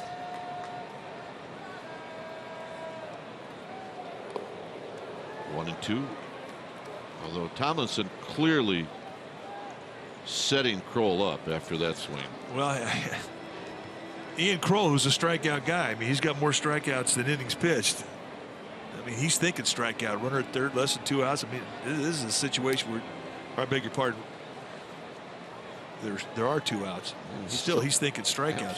That's his mindset.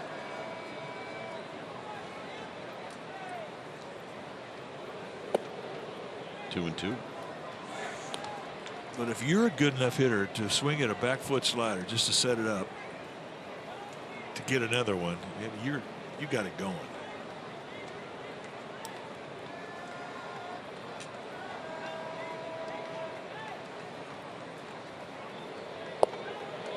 Ooh. 3 and 2. Kroll's, he was stunned that he didn't get that call. He's got a base open. And a pitcher on deck.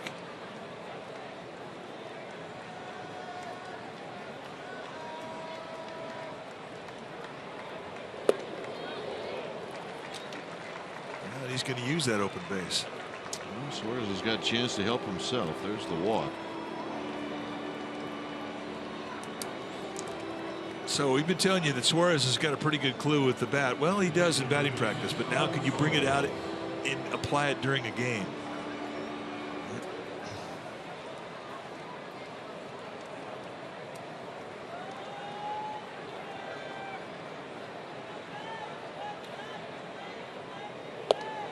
Oh and 1.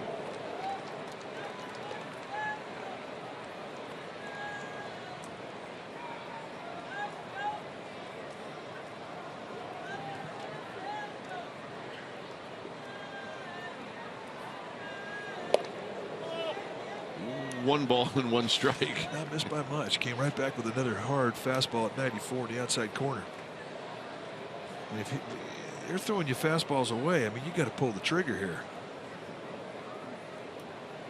This time coming in. Big bouncing ball up the middle. Beckham dives. He's got it.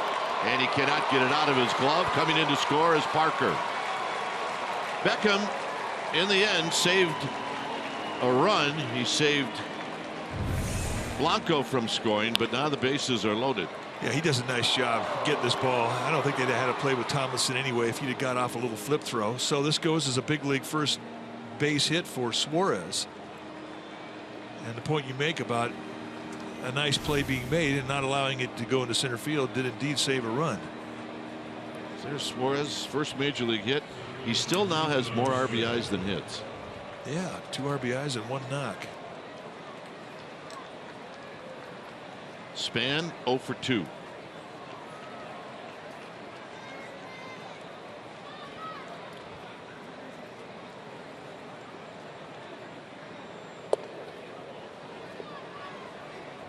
Giants with a chance right now to put this game away.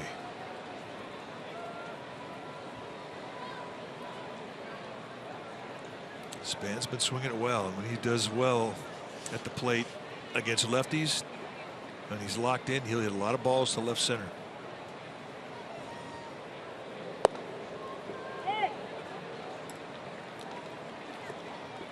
So a ball and a strike.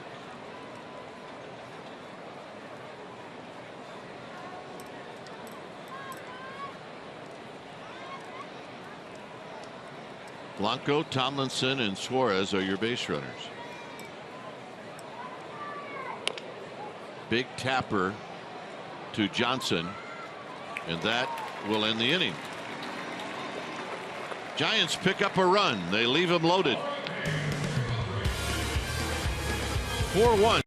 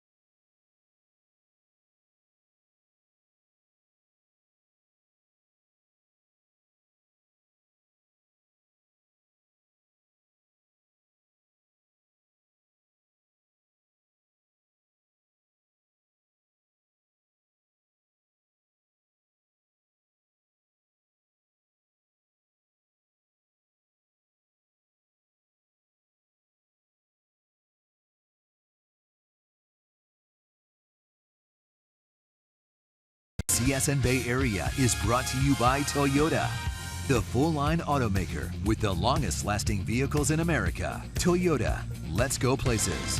And by Xfinity. X1 from Xfinity will change the way you experience TV.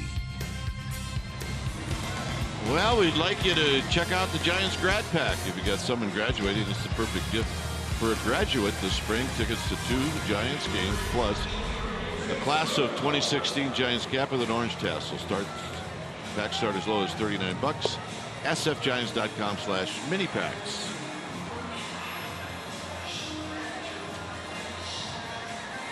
My partner claims that it doesn't matter what you graduate from. Does not matter. It qualifies. Here it's a 4-1 lead as Suarez goes back out. Well, you're right. Traffic school, you're good.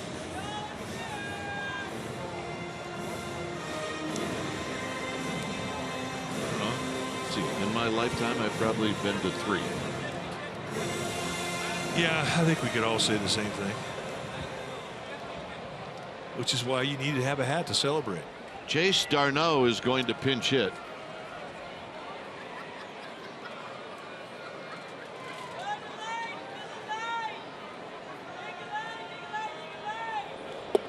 And he's going to take a pitch down low.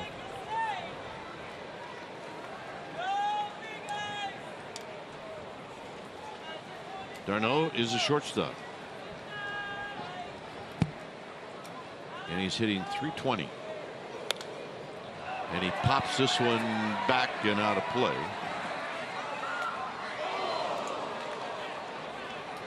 He's 16 for 50. 4 doubles, a triple.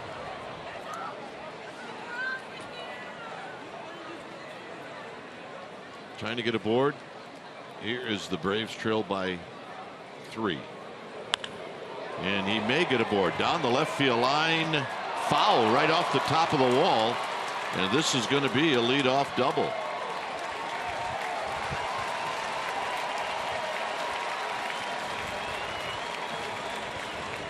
I mean, that ball hit the wall in a hurry.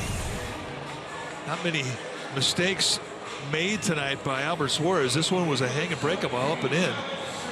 And Darno is about 2 feet away from knocking this thing over the wall. So just the second hit tonight against Suarez. But it starts off an inning, and that's significant. Here's Malik Smith. Smith drives one to right. Parker back. Parker at the wall, and he kicks in and out of his glove. 1 run scores.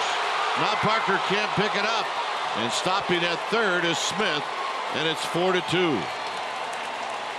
I mean, that was almost a lot of things. It was almost the catch of the road trip, and it almost slipped out of his glove and went over the wall. But Malik Smith just puts everything into this one, and 390 in the gap. Jared Parker had it hit off the glove, and it very nearly went over the wall. So a triple after a double. Braves get one back, and right now the Giants cannot get that bullpen up and going quick enough.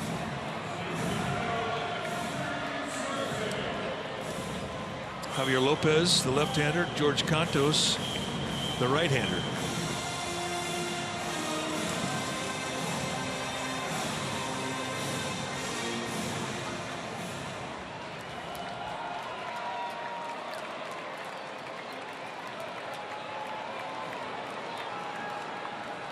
Giants play the middle infield back. They'll give up a run to get it out. Here's Inciarte. Line drive foul on the third base line. Right over the head of Malik Smith.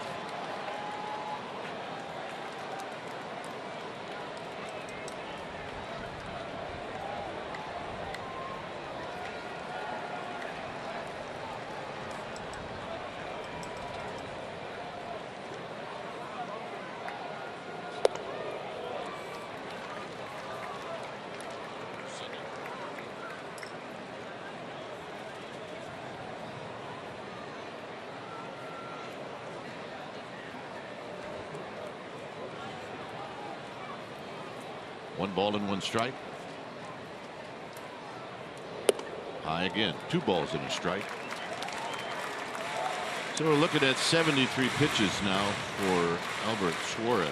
Well, he should be all right. I mean, he's got 90 in his arm. And as well as he's throwing tonight, he really hasn't had a lot of stress throws. But they're thrilled with what he's given them so far, believe me.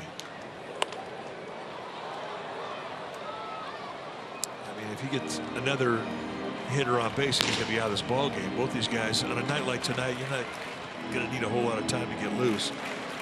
8-10 pitches max, you'll be ready, greased up and good to go.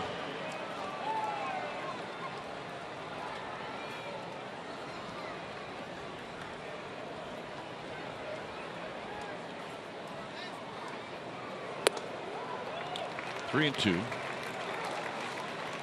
And one thing that Suarez has done this inning is he started to elevate, and it's the old way a pitcher would let a manager and a pitching coach know that he was getting close to the end. As he started to lose control of the knees, and all of a sudden you start throwing more belt high mistakes, that's your flag, and he's up.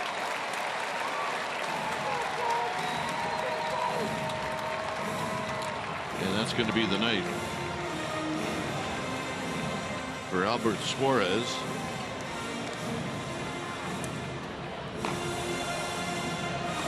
And this will be a bullpen game for the Giants now as well.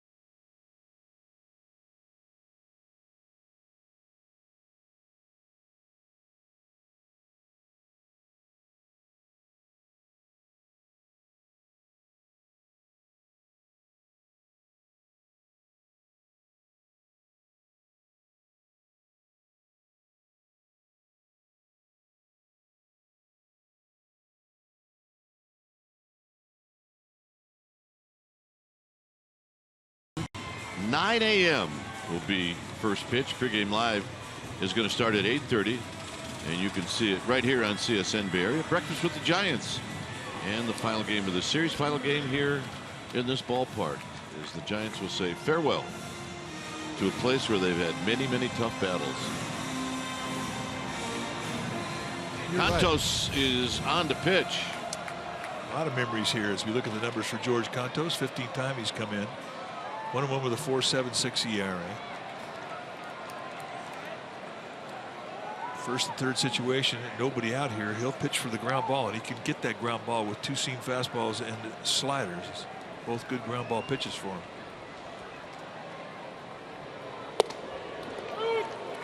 And a strike to Beckham.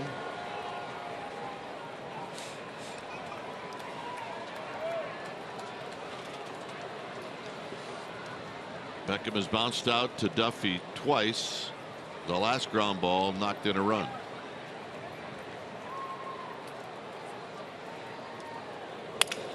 On the ground, it could be a pair. 4-6-3. A run comes in. It's 4-3. And that is exactly what George Cantos was pitching for. Job well done. So they play the middle infield back, hoping to get a ground ball. Cantos gives it to him. They give up the run, and well, it is a one-run ball game. You get 2 outs and nobody on base. Bruce Bochy's mind, that is a good thing. And I think because of the ground ball, Canto stays in the game.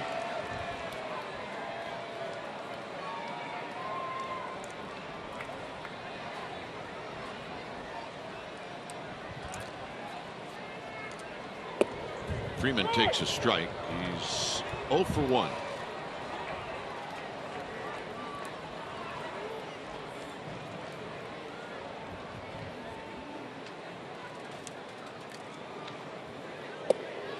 Outside for a ball.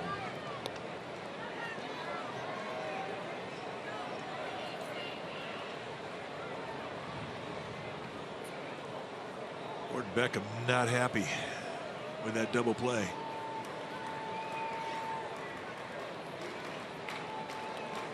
A scud. And that got Buster Posey on the right arm. Well, not the least bit entertaining for a catcher. No. And you don't see many of these. Look out. For George Cantos, but he doesn't throw a lot of curveballs either. A little bit too much arm speed, a little bit too much pine tar, and it comes up and hits Buster Posey in the wrist. You always look at a catcher get a ding like that. And you look at when is he going to come up next? Well, he'll be up next inning. That's kind of how it goes.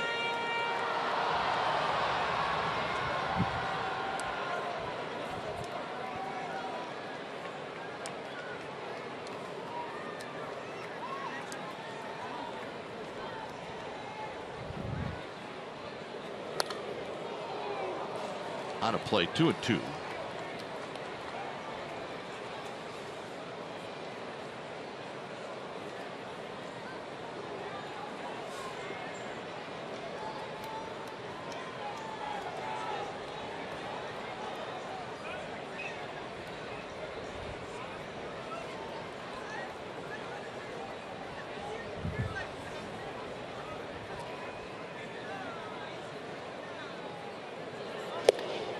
Three and 2.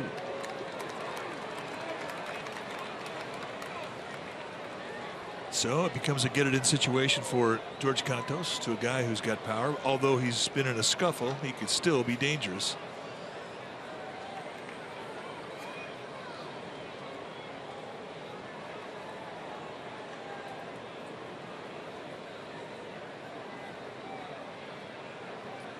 And the payoff. Got him, and that'll end the inning. 2 runs on the board for the Braves through 6. Giants still leading 4-3. Great job, Cantos.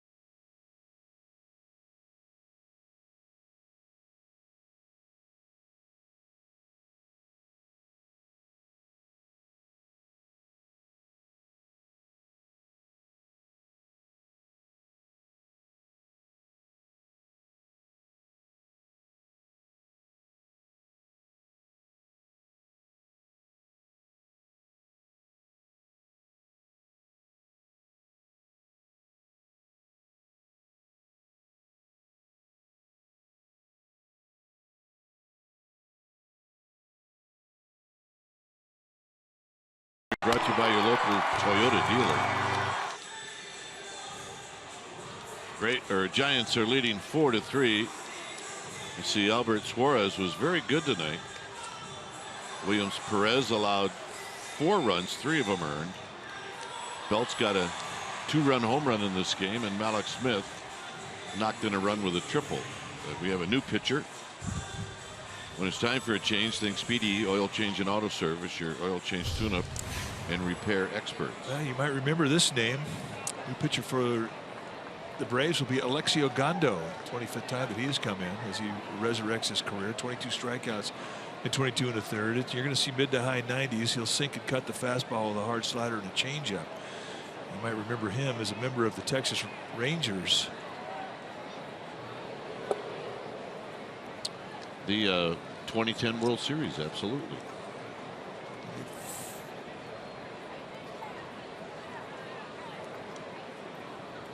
He had 2 outings in the World Series, had 3 2/3 shutout innings.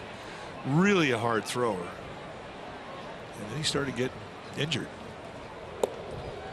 Panik takes low, 0 for 2 with a sacrifice fly for Joe Panik.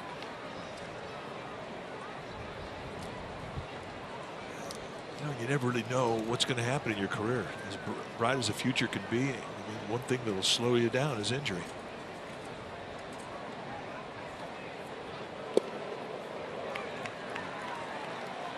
Panik a little tardy. It's 2 balls and 1 strike.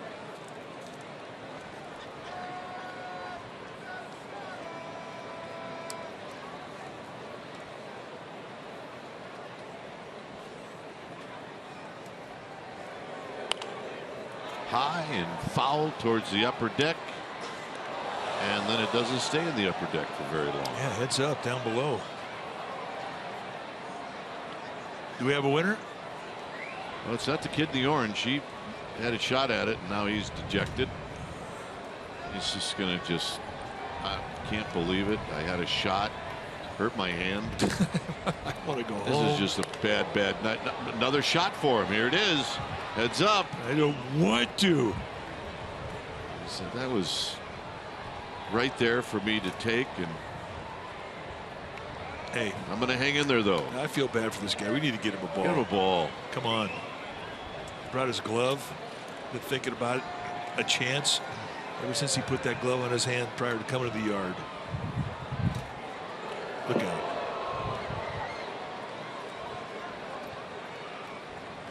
Dodgeball? Yeah, I don't know how he got it out of the way of that thing. That was coming at him hard.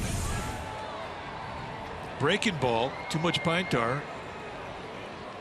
Almost like it went right under his leg.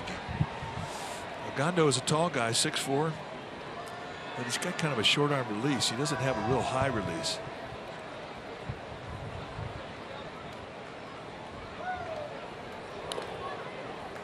Panik gets a piece. Coming at him again hard with a 3-2 count. Hard breaking ball.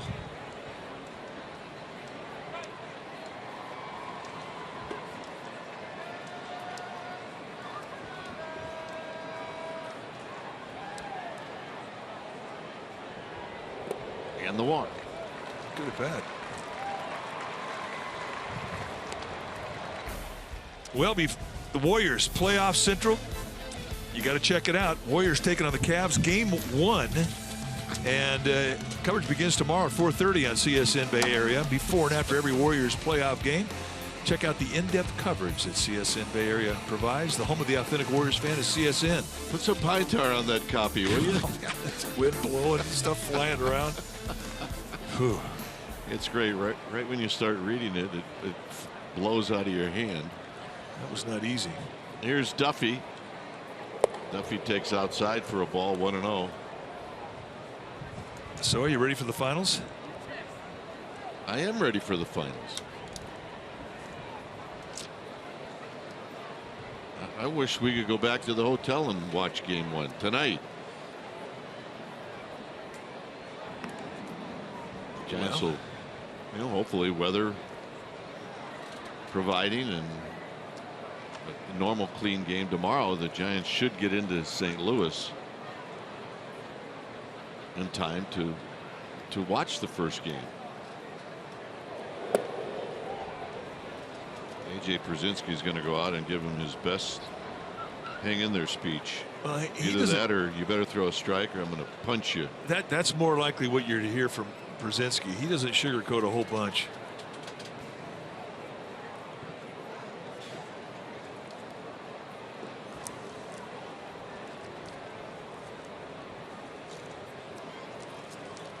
Still no word on Hunter Pence. And it may be that we won't hear anything until after the game, but it did not look good when it happened. Bochy thinking, didn't we go through this last year?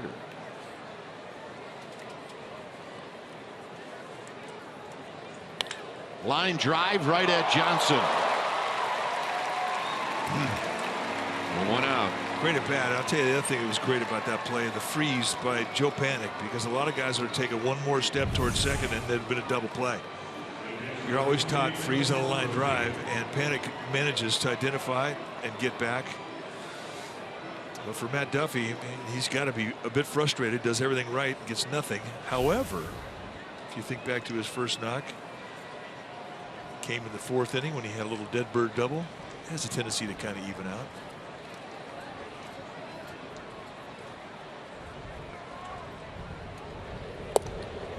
He takes a little low.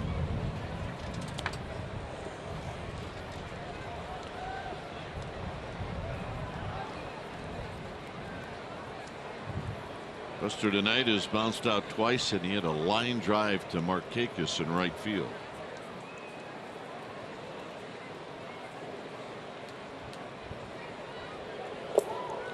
And that squirts away, and Panik will end up at second.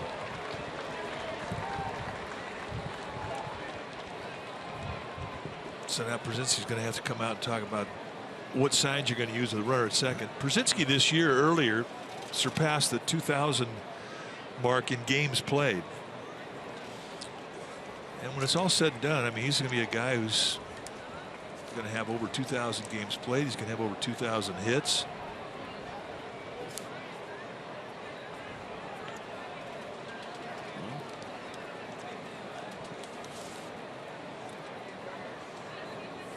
He's got 2,001 lifetime hits. 131 of those games in a Giants uniform. Posey with a swing and a miss.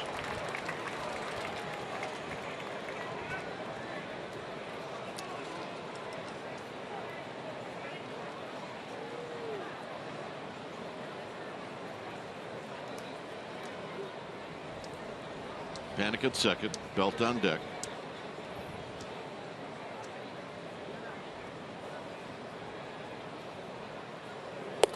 And that runs inside 3-1. He's not lacking for stuff or velocity. He's just lacking a little command right now. Ogando is creating opportunity with poor location. And that's what you hope for when you have the power up there like Posey, a mistake that he can do something with.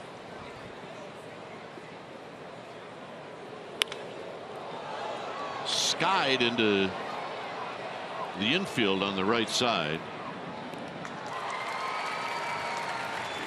2 outs. So Ogando gets away with one there. And here's Belt, and here's the manager, Brian Snitker. It looks like he's going to bring in another one of their lefties. Well, he's got 3 down there in that bullpen, and he likes to use them.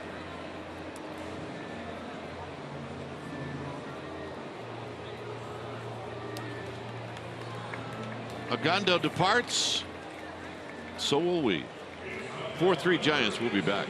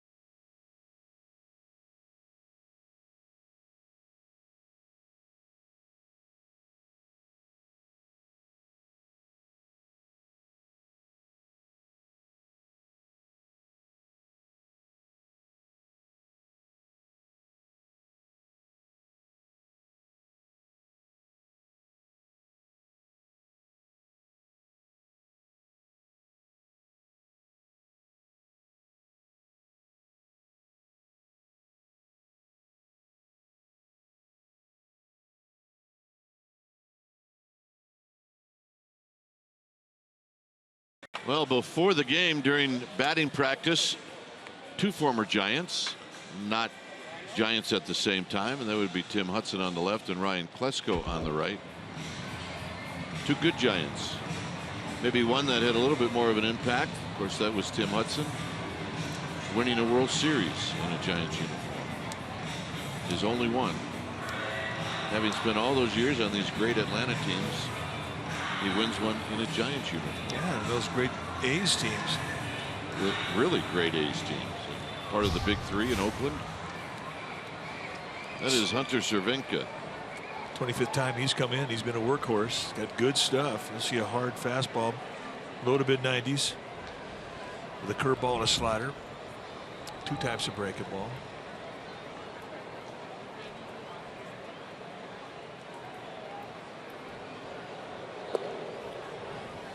And right away opens up the at bat with a curveball. Belt's had two hits tonight, a single and then one that left the park.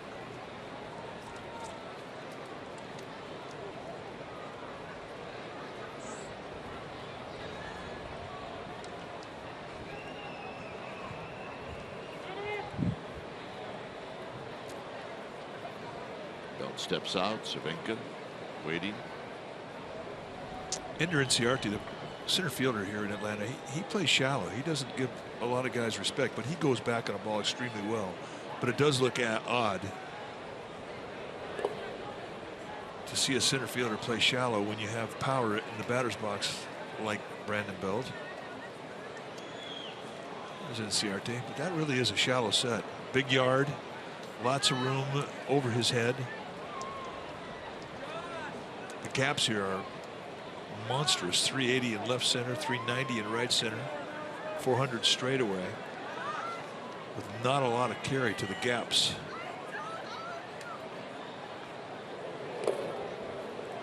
Squirts away from A.J. Pierzynski. It's 3-0 to Brandon Belt. Jared Parker, another left-handed hitter, is on deck.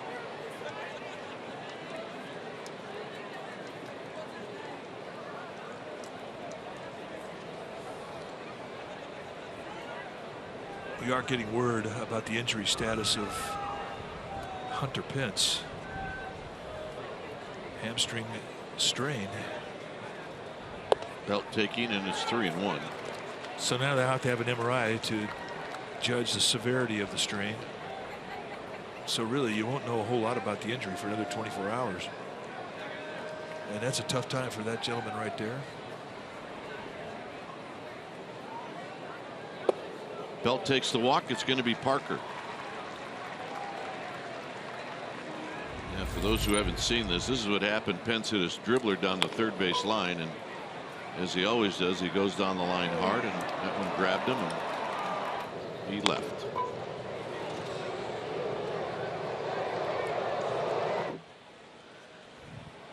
Well, along about right here when he goes down and grabs the same area that put him on the disabled list earlier. Parker singled in his only other at bat in the 6th inning. Here he's a little tardy, and it's no balls and 1 strike. Yeah, he threw 94 right through him there. Well, from a pitcher's perspective, you do that one time, you think you can do it again. So make your adjustments, Mr. Jared Parker.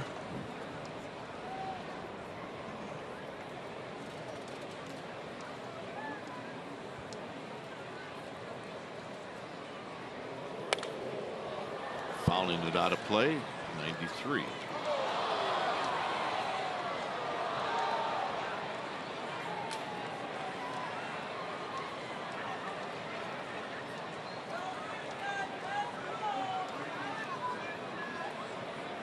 Well, that section of the crowd was pretty happy. Yes, they were.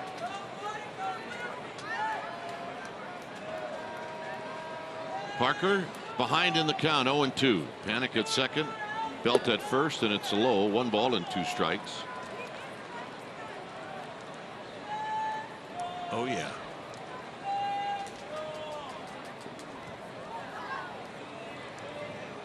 It is magical if you get it. It's not magical if you don't.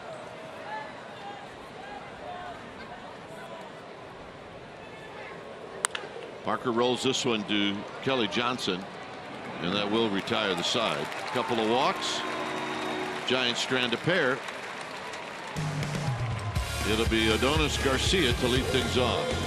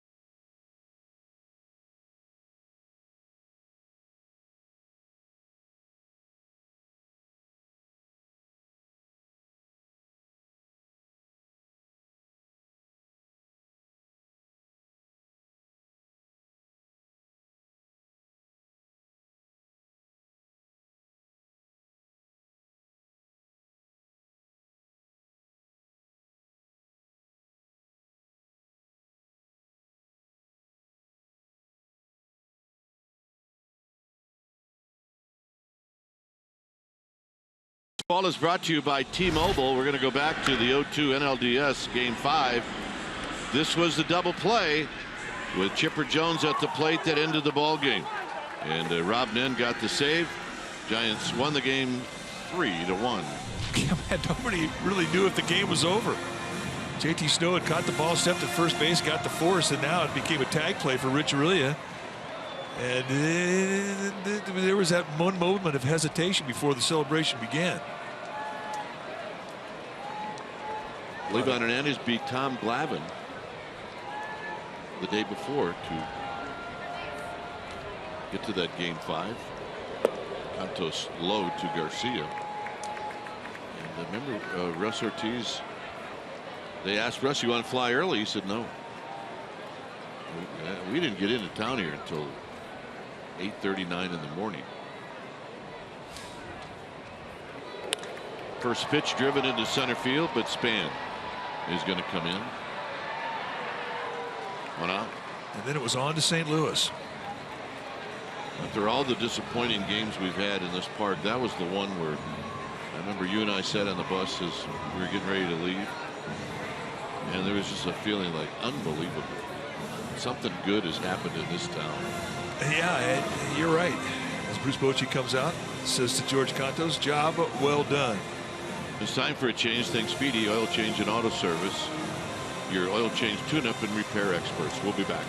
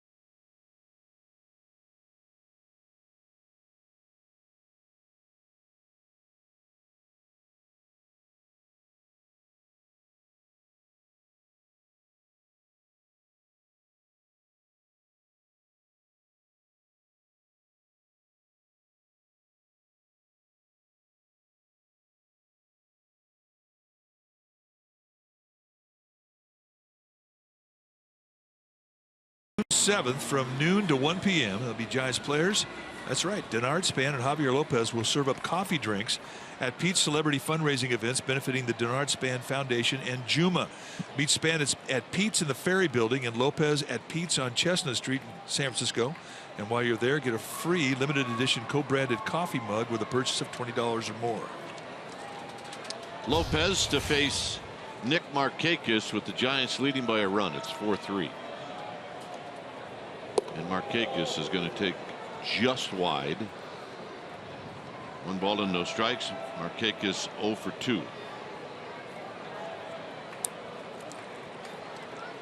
1 for 15. Lined at Span. Boy, at the last second something happened to Denard Span. That may have been a knuckleball. He just kind of said whoa. So 1 for 16, but line drive coming out there. If it doesn't have any spin on it, it can do some wicked things. And right at the end, before he catches his ball, it takes off on him. It comes right back towards his face. Nice play. Here's Kelly Johnson. He's rolled out twice, once to third, once to second. Twice to third and once to second, and that's going to end the inning. 8th inning coming up. Gregor Blanco will lead things off.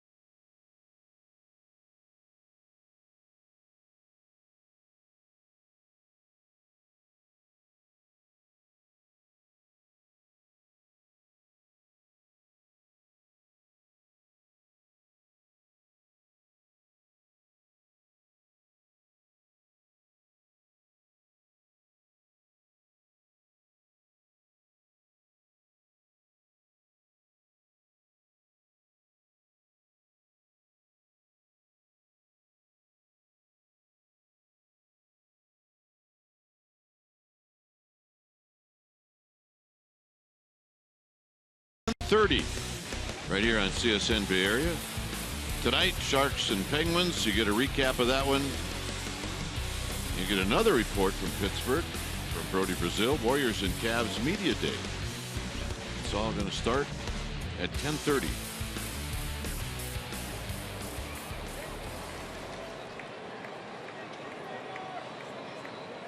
Cervenka now will face Blanco.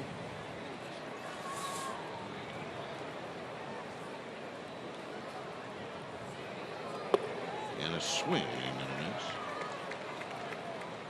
Looks like kind of a cutter more than a slider. Not a big break to it.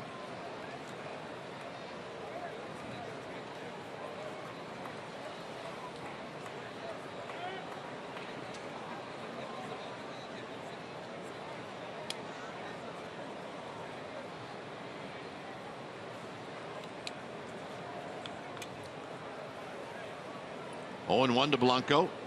Blanco shows bunt, nothing in 2. You know, you talk about the contrast of 2 different ballparks the Giants have already seen on this road trip. The first 3 in Denver at Coors Field, and it just seemed like they set the table every inning. There was runners on, they were in scoring position. Rockies pitchers were in the stretch, just one inning after another. Here has not felt this way at all. Out of play. Different baseball. Well, the ballpark will definitely give a pitching staff a much different confidence. Here, I mean, you feel like if I make a mistake of location, it's at least not going to leave the ballpark. Yep. 53 games remain here at Turner Field, and then they will open up their new home next April. Got him.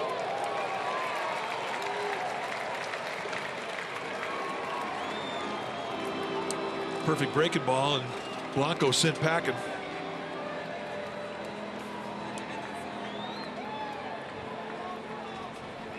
Here's Tomlinson.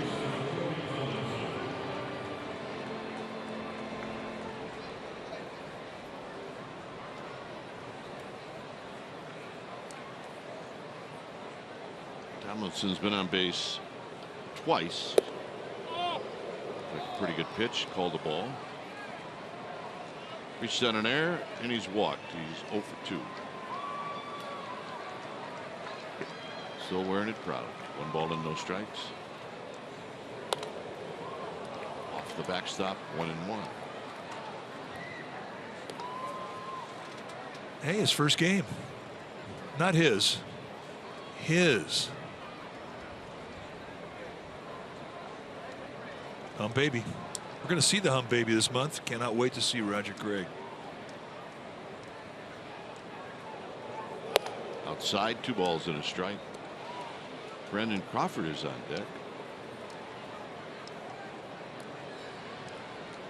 Crawford hits here, and then he goes in to play short.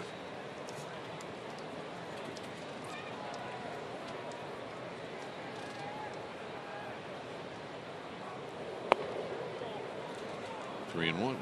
So when you have 4 extra guys on the bench, like the Giants had tonight with their 13-man pitching staff, 4 extra guys, you get a guy hurt, you lose a guy to the game. Parker had to come in to replace Hunter Pence, who was injured. You don't have a lot of moves. No, you don't. Tomlinson shoots another one foul. It's 3-2. And for Brandon Crawford, I mean, this was his day off. I asked him, what do you do in your day off? Do you take batting practice? He goes, nothing. It's never really a complete day off because you're an extra guy, and when it gets down to 3 guys, I mean, you're going to have to get pressed into service.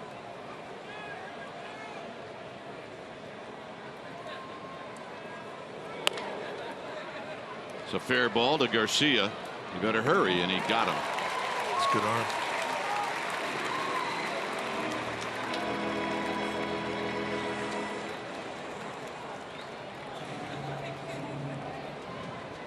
Lopez is going to hit.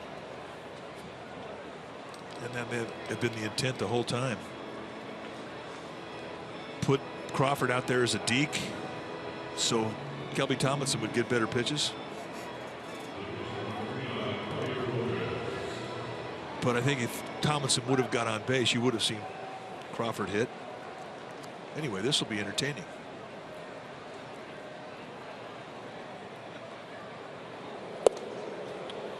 And a strike, and it's 0-1. But you always wonder if Bruce Bochy puts a take sign on, meaning you can't swing at all in the at bat, which he has done.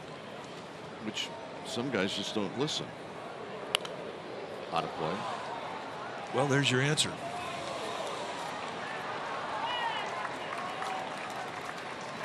Corey Guerin had the take sign in Denver, and he didn't see it, and he picked up a base hit.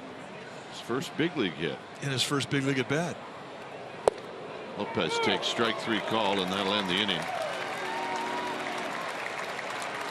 A.J. Przinsky's going to lead things off. Giants are leading 4-3.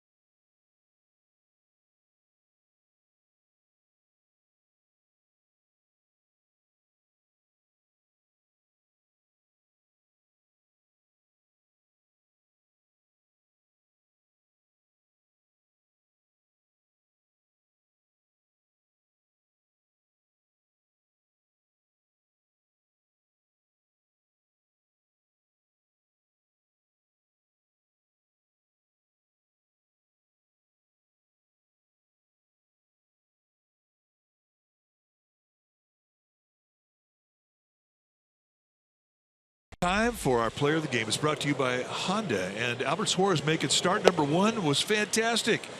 4 strikeouts, actually 3 in a row. First and second inning, got his 4th strikeout, and made a nice play defensively, and he also got himself his first big league knock, his 2nd big league RBI. You put all that together, and he is going to be our player of the game. Brought to you by Honda. So Lopez went out. The Braves made a switch as far as a pinch hitter for A.J. Pierzynski. So Bruce Bochy is going to bring in Hunter Strickland.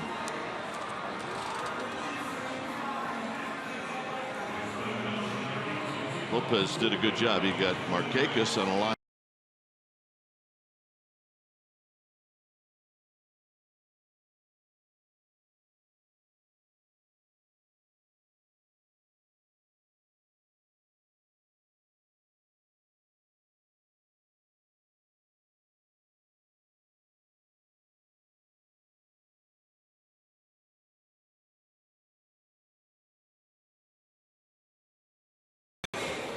Takes the ball for the 23rd time this year from Bruce Bochy. It's 2-0 with a 3.20 ERA. 21 strikeouts in 19 2/3 innings. Gets 6 walks. Hard thrower. Mid to high 90s. 2 types of movement. Slider and a forkball. It has been a homecoming for Hunter Strickland. He's from Griffin, Georgia, which is not too far away from here. It's great.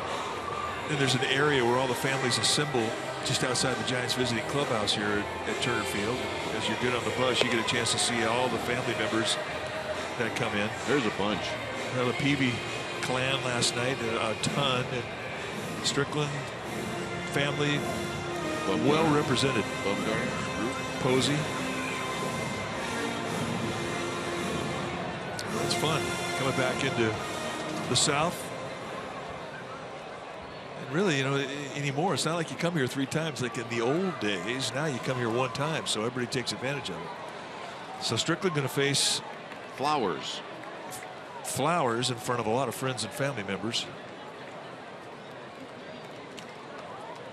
Flowers, catcher, big and strong,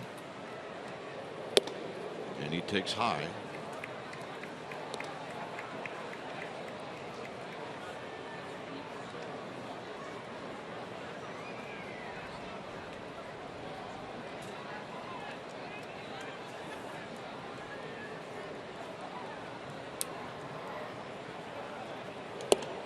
There's a strike.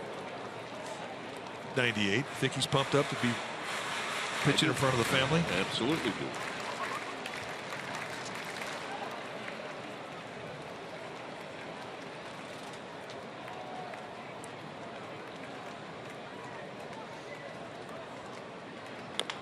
Tapped foul.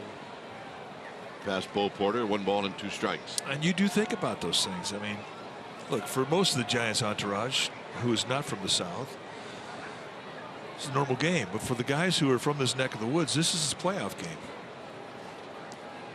You're leaving a strong pass list. I mean, you want to put on a show for them.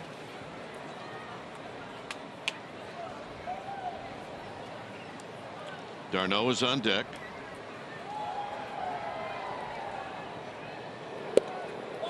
Wow. Thought he had him. Little crossfire with 97, nailing that outside corner just a bit outside. Buster Posey stretches out that target. He never really moved the glove.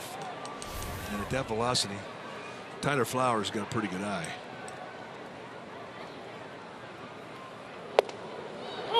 Took another one, and this one was even on a better pitch.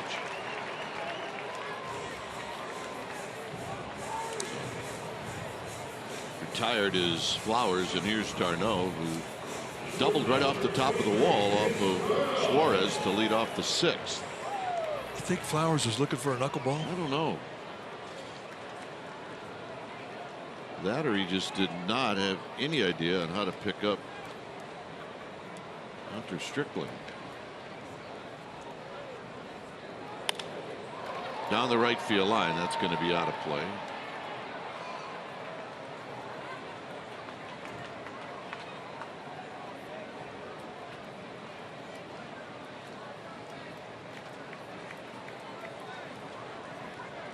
Mallet Smith on deck. This is the bottom three in this Braves lineup. This is the spot that hurt the Giants in the 6th inning.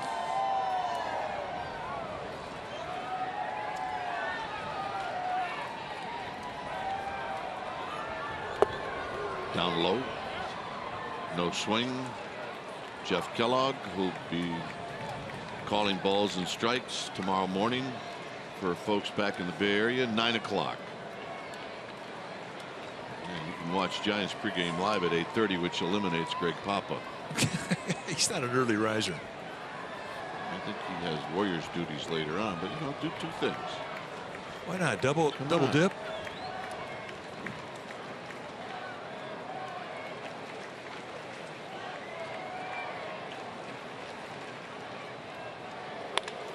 Up the middle and a base hit for Darno, who's been problematic. Well, he didn't start this game. He's got 2 hits. Talked about this being the part of the lineup that started things off in the 2-run 6th inning for the Braves. Well, it was Darno that had the leadoff double, and he would score. So here with 1 out, going right back up the middle, and that's going to be it for Hunter Strickland.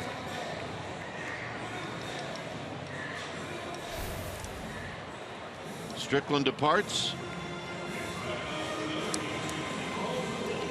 It's 4-3 with 1 out.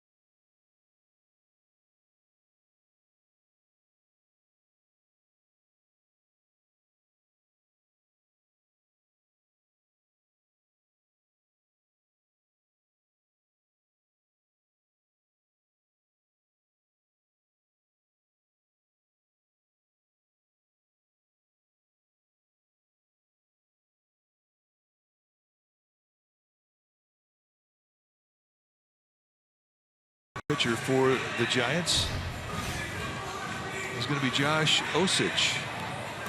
28th time he's come into a ball game. 0-1 with a 4.78 ERA. Osich, he represents really one of the better opportunities coming out of Giants bullpen to get a ground ball. He'll give you mid to high 90s two-seam movement that gets ground balls down around the knees. He's also got a slider and a changeup. Lefty's hitting 103, righty's hitting 206. Nobody, or righty's hitting 375 rather. So Snitker's going to counter with Jeff Francoeur.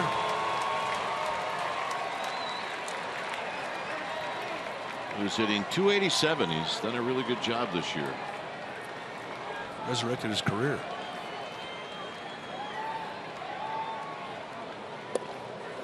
And he will swing, and he swings and misses. 0-1. Well, Giants had him for a while in a Giants uniform, and one thing they learned about him is he is an equal employment opportunity guy when it comes to swinging at pitches.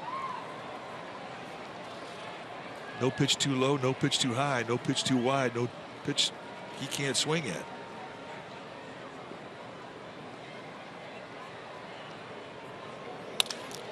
And a base hit to right field. So Francoeur with a pinch hit single.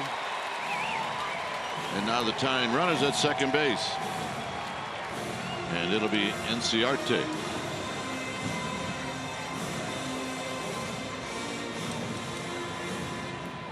Pitch that was out over the plate, and all Francoeur did was poke it to right. He broke his bat.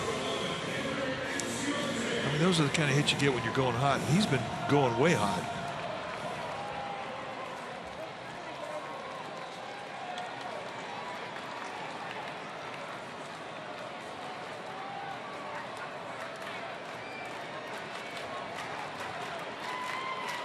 Ciarte, not an easy guy to double up.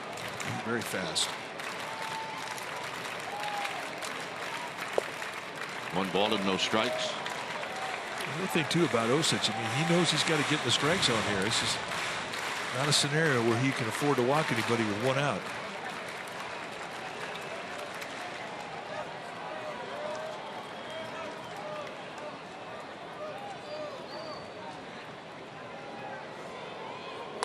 On the ground, Duffy's got it. Steps on the bag. Throw to first is high. And safe at first is Inciarte.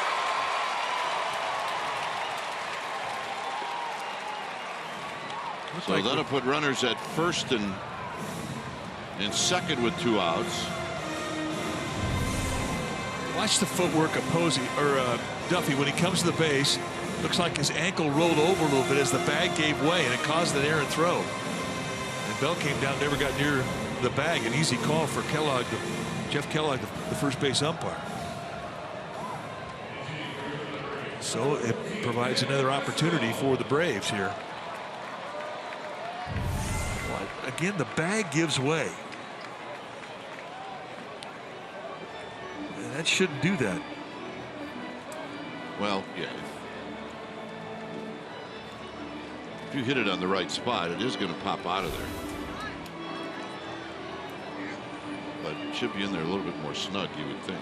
Well, I mean, the Giants catch a break there. That very easily could have airmailed Belt, been down the right field line.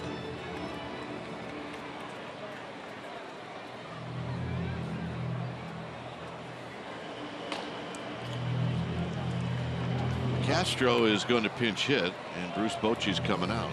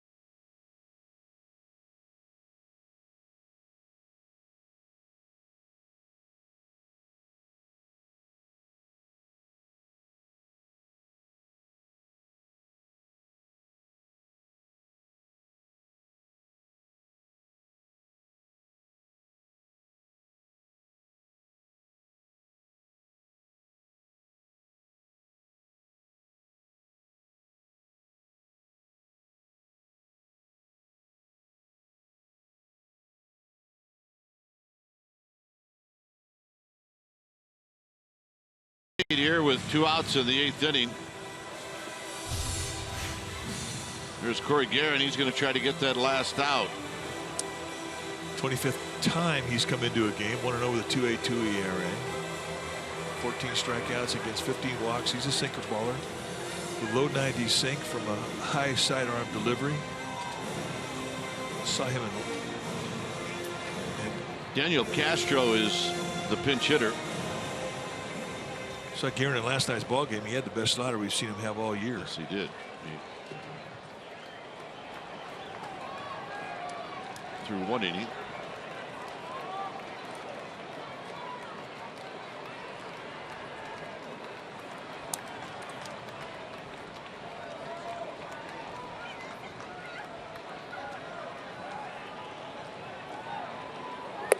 And a fastball high, 1 ball and no strikes. Castro, a pinch hitter in the game last night, went 0 for 1.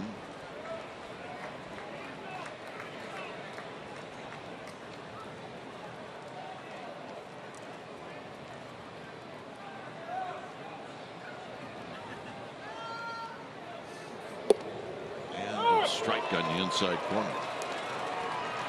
That's big velocity with sink from a guy who's throwing almost sidearm. Easily, the more you drop down your arm angle, the more velocity that you'll lose as you get close to the sidearm delivery. But Guerin gets good velocity on it.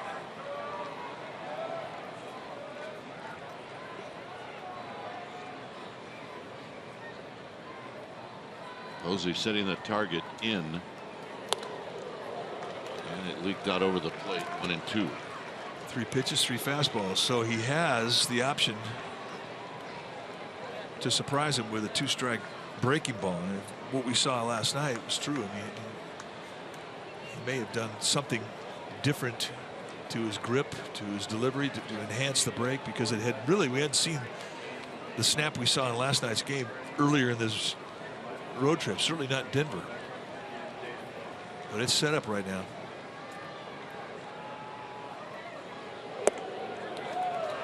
Nope, 2 and 2. And there it was. And that was an easy take for Daniel Castro. Gordon Beckham left the game. He's got a hamstring strain.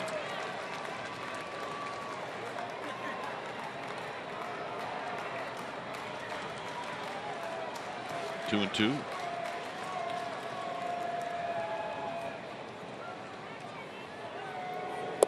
And they got him, and that'll end the inning. Big pitch by Corey Guerin, and we'll head to the 9th. It's 4-3 Giants.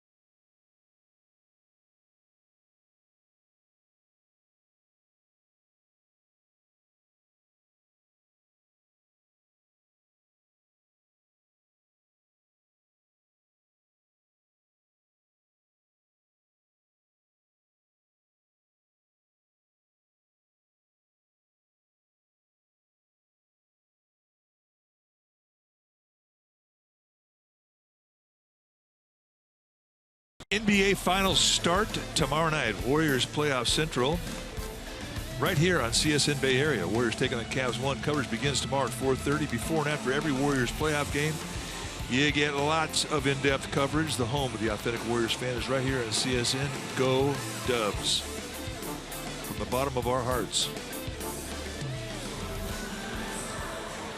But Norris is the new pitcher here in the 9th. Take a look at the numbers for Bud Norris, who has been a starter, and now he is in the bullpen. 1-6 with a 5.85 ERA. The base on balls has really been problematic for him. At 67 base runners in 40 innings, but he's still a hard thrower. Mid to high 90s, hard slider, curveball, changeup. The four that you would expect to see from a starter. Span takes inside. It's a one-run game. Giants on top. Francoeur is now in left. Flowers is doing the catching. Norris on the hill.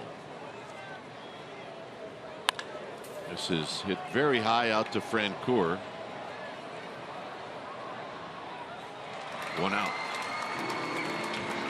Norris in his 7th year at the big league level.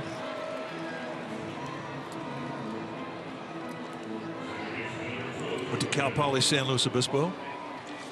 Born in Novato. Always been a hard thrower when he first came up in 2009 with the Houston Astros. Spent time in Houston, Baltimore, last year San Diego, and now a Brave. There's a strike to Joe Panic. 0 for 2. Got a sacrifice fly, and he drew a walk in the 7th.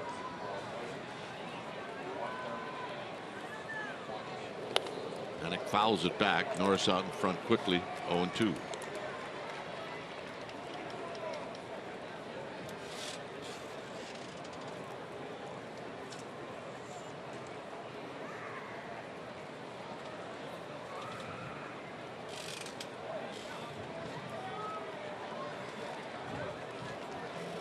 On the ground to third, and Garcia with that strong arm Mike was talking about. 2 outs.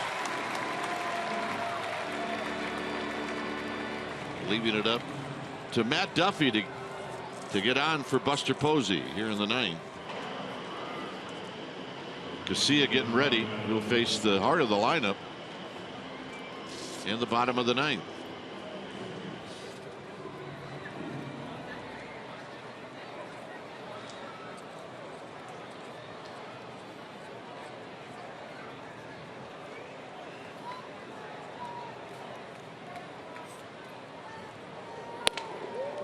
Duffy, a double in the 4th. Hit a line drive in his last at bat that almost took Kelly Johnson's glove off at second base.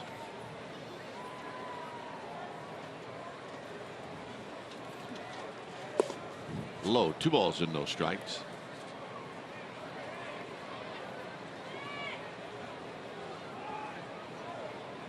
Bounced back from getting hit on the left wrist on Monday, Memorial Day.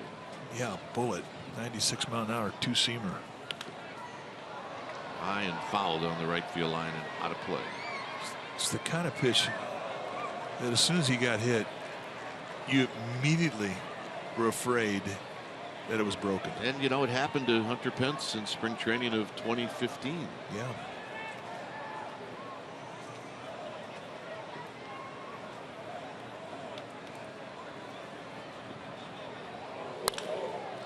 In the right center field, standing there and waiting is Inciarte, and that'll end the inning. Bottom of the 9th coming up. 4-3 Giants.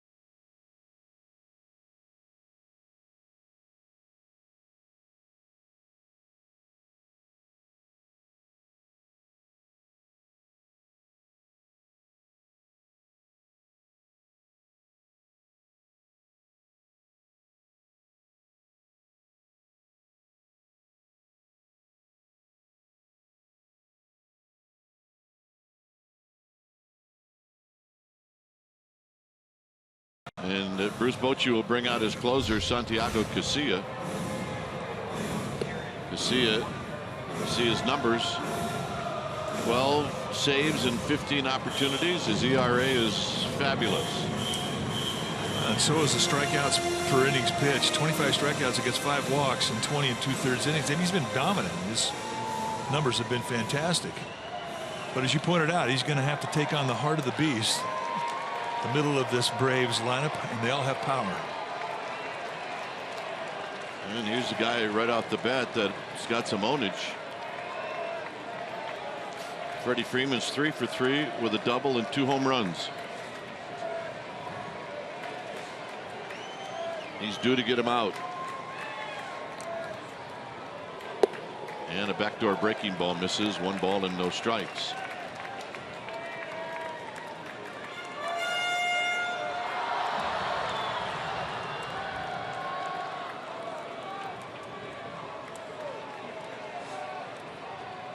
Outfield straight away. 2-0. The defense on the infield panic out in shallow right field. Tomlinson is not on the other side of second base. Now he's moving that way. So now this becomes an overshift. It's 2-0. Cassilla's got to come in. He does, and it's bounced foul. He threw him a breaking ball. It's 2 balls and 1 strike. Yeah, he did not give in to the fastball. I mean, not a lot of history, but one thing in those 3 at-bats with he's given up the 2 doubles and the home run is that he knows where his hot spots are. I mean, that much Freddie Freeman has proven to him. So it's a matter of him staying out of those spots.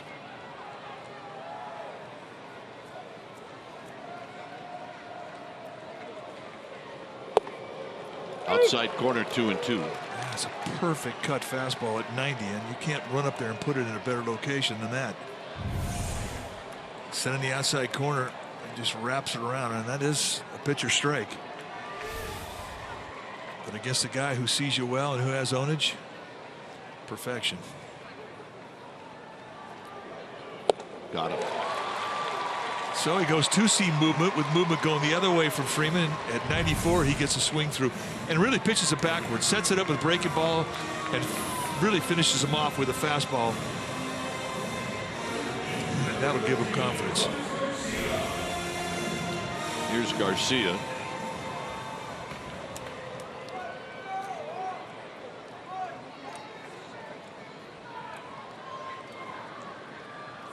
Garcia's 0 for 3.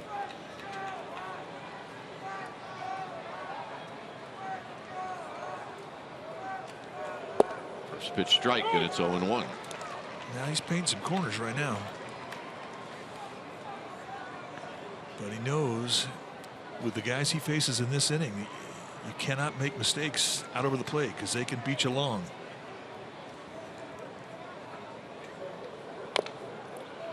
Threw him a breaking ball. It's 0-2.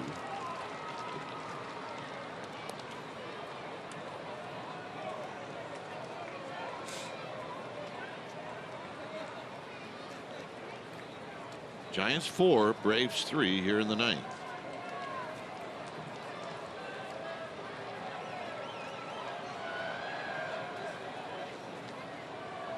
Was he way off the plate, and that's where Casilla throws it 1-2.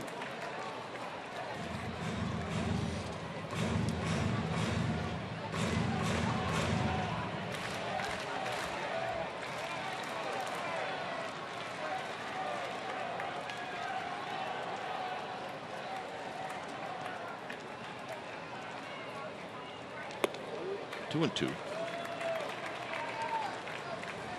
See, it takes a glove off, takes a little bit of a walk. Sometimes that Rosenbach can just be an old friend. Pick it up, may not even need it. It can calm you down. He made a good pitch there. Garcia's not an easy guy to walk. He only has seven walks and 120 at bats this year.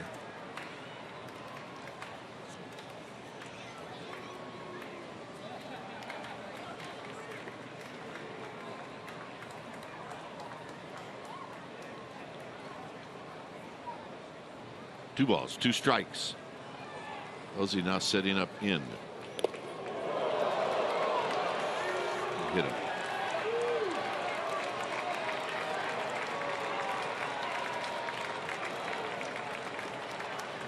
So Garcia is aboard.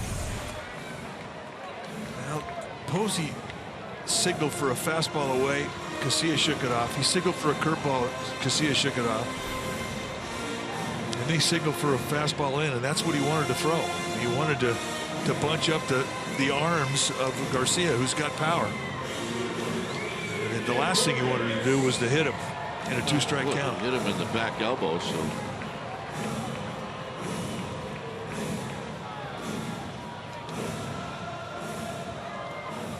So the Braves are going to send their medical team out to take a look at him.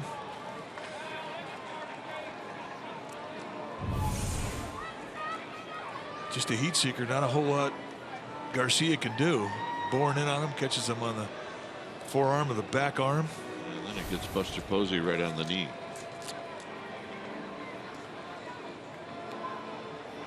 Jeff Porter, the head trainer, says, all right, I think you're good. At least until I can get that ice bag on you at the end of the game. Markakis is 0 for 3.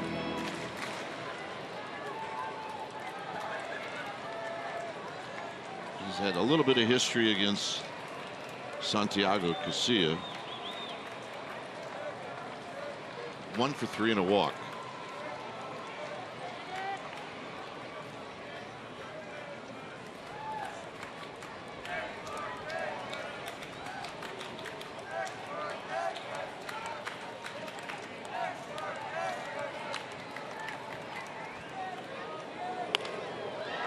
This is a flare.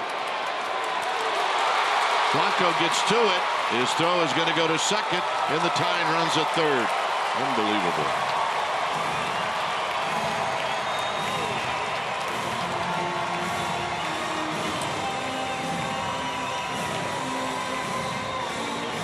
Blanco had to make a decision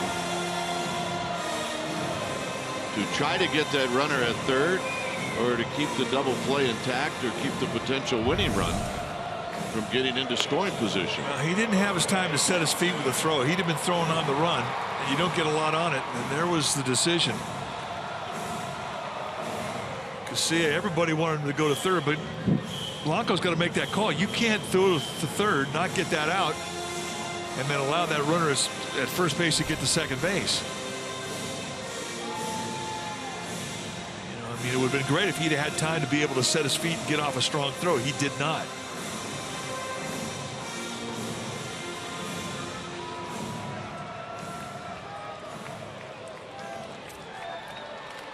Kelly Johnson is 0 for 3. He's hit 3 balls on the ground. And the Giants are going to try to turn the double play to end the game.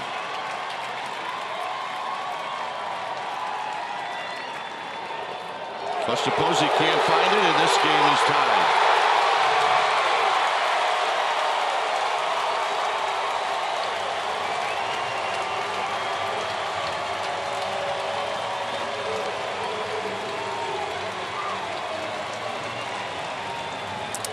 Now Buster Posey's coming out. He's going to talk about a couple things. Number one, the signs of second. Number two, he's going to try and calm Casilla down, because this is just an overthrow.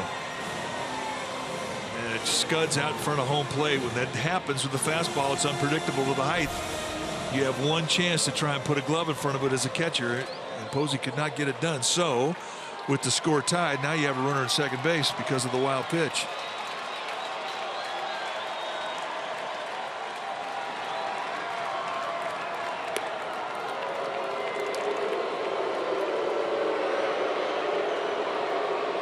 Johnson will be walked intentionally.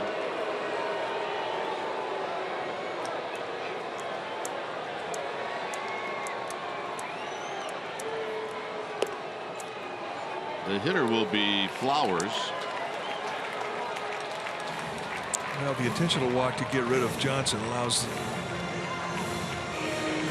Casilla to now face nothing but right-handers.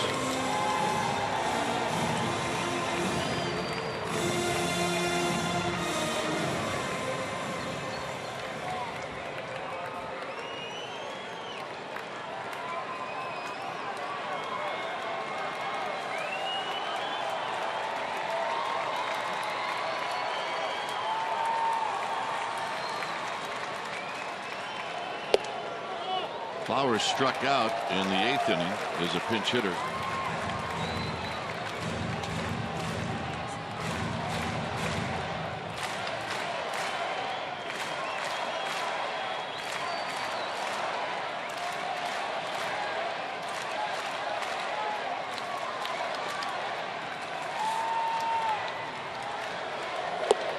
Here's a strike. That'll even the count at 1 ball and 1 strike. 95 that mile an hour now. 95 mile an hour fastball on that 1-0 count. I mean, you could tell the anger, but you got to be careful when you're angry, because if you overthrow, you're going to elevate.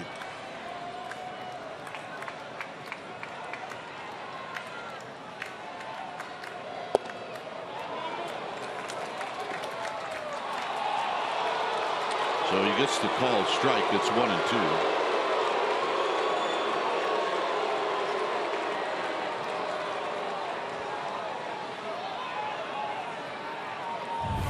Let's take a look from the side. Jeff Kellogg making the call at first base. Did he go? Yeah, that's a gift. Curveball hit foul. And that had some hang on it. We're heading to count 1-2. You do not make a mistake with the curveball middle in, knee high or above, and that's where that pitch was. In a 1-2 count, you say to yourself, I'm going to bury this thing down below the strike zone. If I miss, it's going to be in the dirt. It's not a get it in curveball. It's a kill pitch. You can see it got away with one. And he got him swinging. 2 down.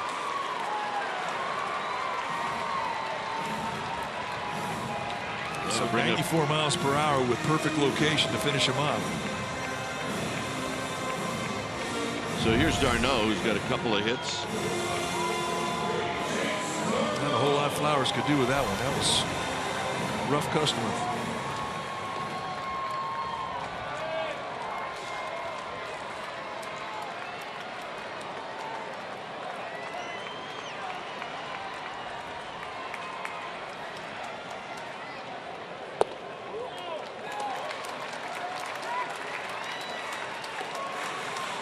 Garcia angry. Got to fight that. Get some calm back. You're facing a guy who's seen the ball well tonight. It's a fastball down. I mean, of course you want it, but that was low. Darno with 2 hits and didn't even start the game. Tomlinson, and that'll end the inning. Braves tie it up. We'll head to the 10th. Buster Posey's going to lead things off.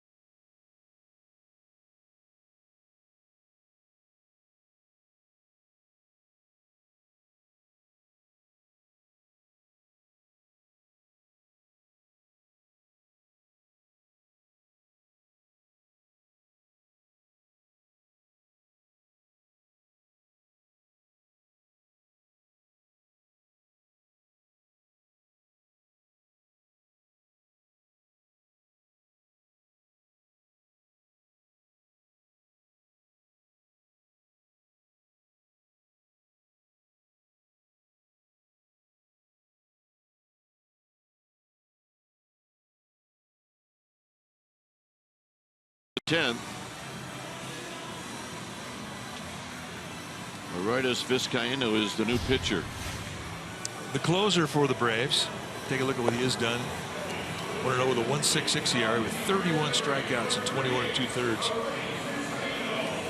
which is why he is the closer. And what he features is basically 2 pitches. He's going to give you a fastball mid to high 90s. He will at times hit 100 and a hard breaking ball.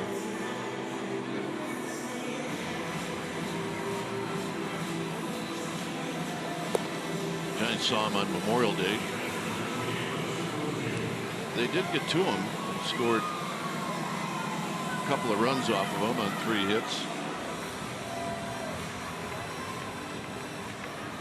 It'll be Buster Posey, then Belt, and then Parker.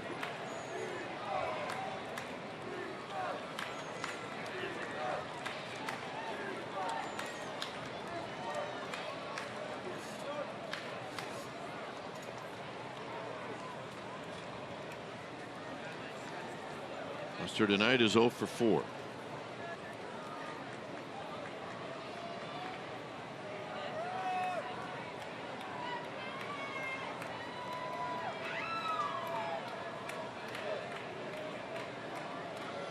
And a breaking ball down low. 1 ball and no strikes. Bumgarner tomorrow, and it'll be a short night. No matter when this game ends, it's a 12:10 starting time tomorrow.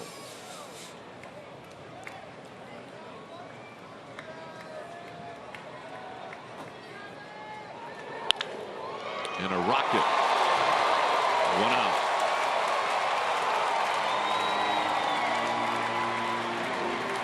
Posey's hit the ball 4 out of 5 times hard tonight. He has nothing to show for it. This one right on the screws. And all Garcia can do is get about a half step left and just sort of fall towards it.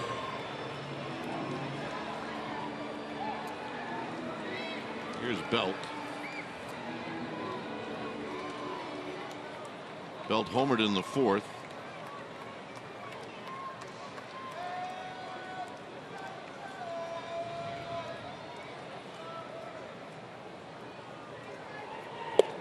And he takes wide for a ball. 1-0.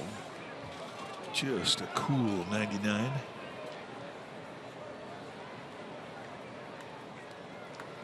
You know, the thing about it is the guys see so much high velocity that, I mean, they're not even that impressed with it anymore like they were generations ago. Belt down the left field line and foul. I mean, they are impressed with it, but not like it was back in 70s, 80s, 90s. Now it's so commonplace to see guys with mid to high 90s that you better have some velocity and location. And a lot of them have both.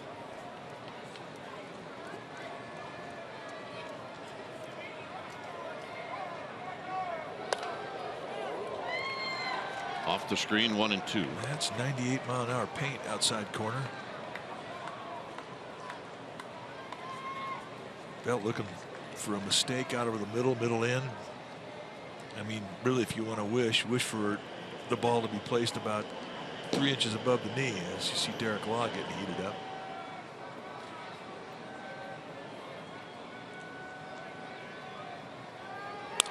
Belt into right field.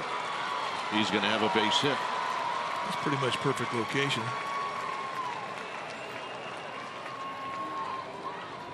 So that'll bring up Parker. It did sound like Belt probably broke his bat.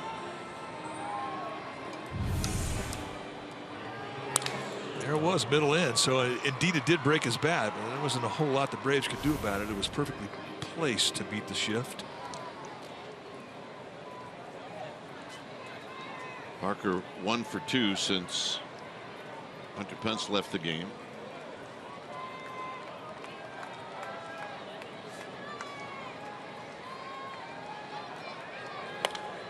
And he lifts this one out of play to our left. No balls and 1 strike.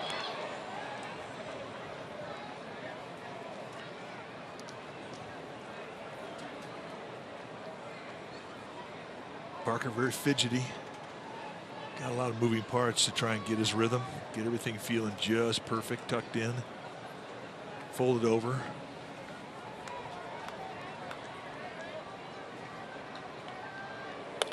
Out of play, same spot, nothing in 2.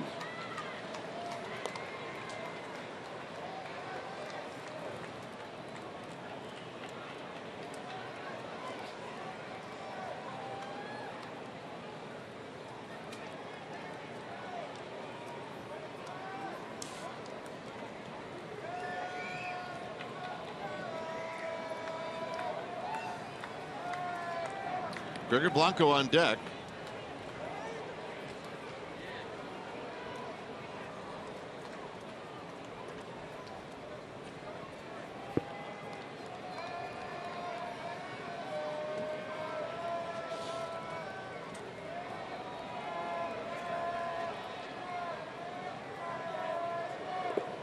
Down low. Flowers knocked it down to keep Belt from moving up 90 feet.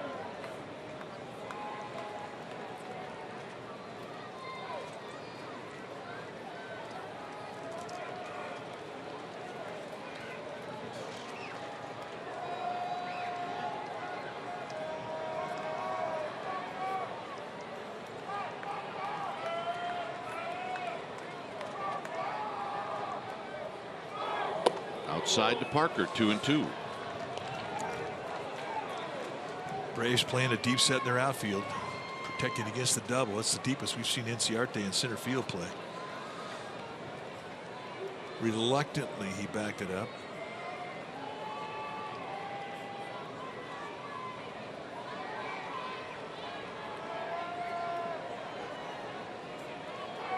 Belt with his lead. Got him. Changeup.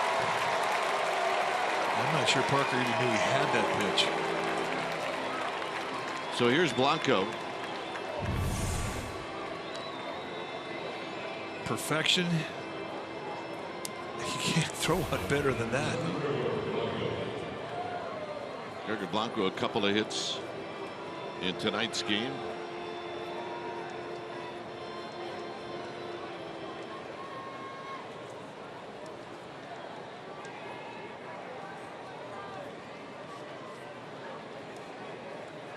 Kelby Tomlinson is on deck. We're in the 10th. There's a strike and it's 0-1.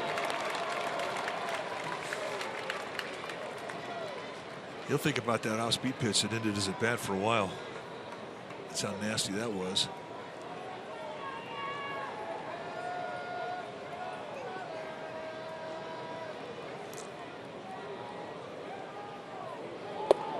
Outside to even the count. Giants with 8 hits on the night. The Braves with 6. A couple of wild pitches really hurt the Giants on the ninth.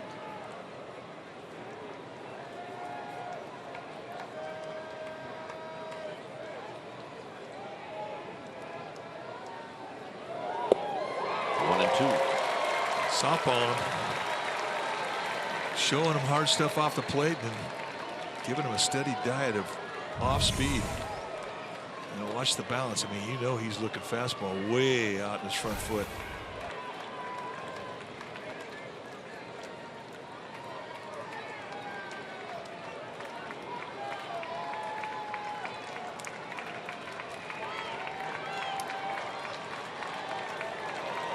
Got him. And that'll end the inning. Bottom of the 10th coming up. It's 4-4.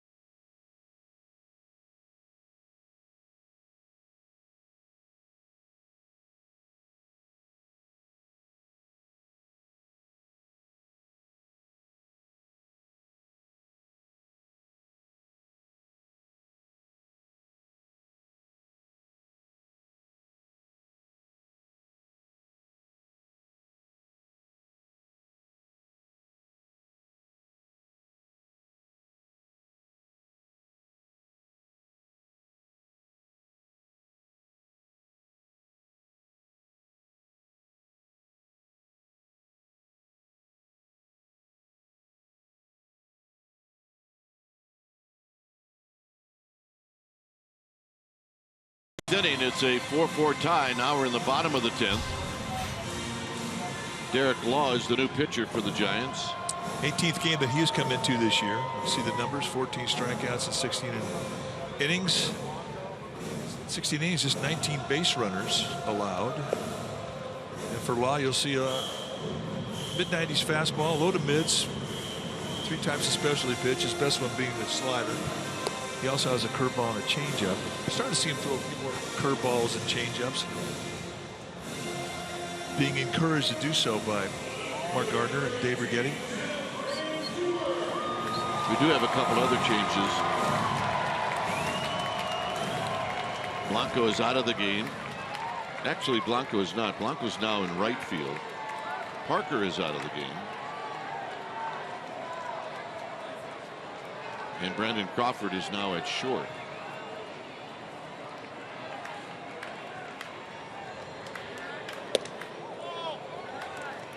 Francoeur takes a pitch outside for a ball.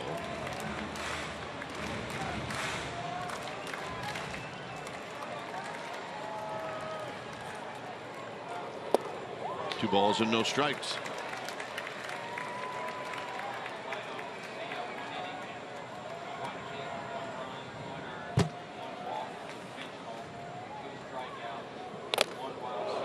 Big swing and a foul off of Buster Posey.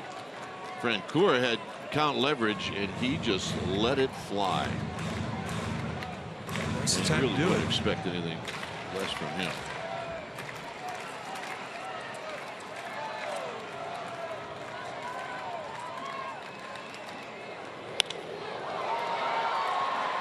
Blanco just moving to right field is going to put it away.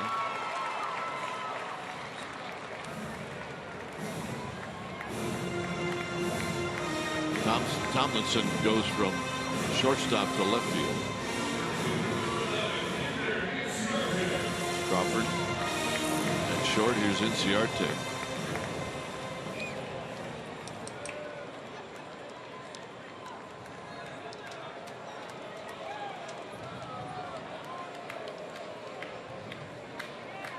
Inciarte 1 for 3. Swinging a foul into the glove of Buster Posey. Maybe the biggest at bat in this game. Santiago Garcia had Adonis Garcia with 2 strikes and he hit him. Inciarte goes around. It's 0-2. Yeah, it just really rattled his concentration. And then a bloop by Markakis, and then a couple of wild pitches, and here we are.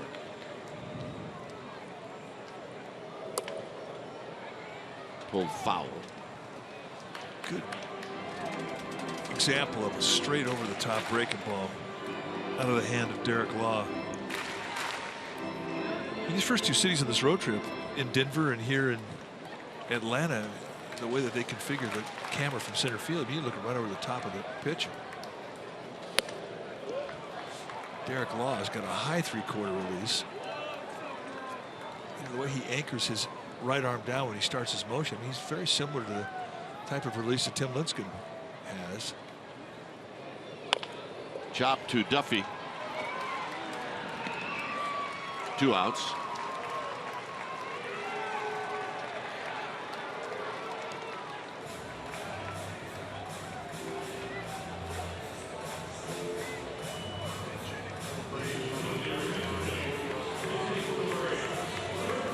So Julio Teheran, a pitcher, is going to pinch hit. And there are no more extra guys on the bench for the Braves, and that's been that way for a while since Francoeur came into the game back in the 8th.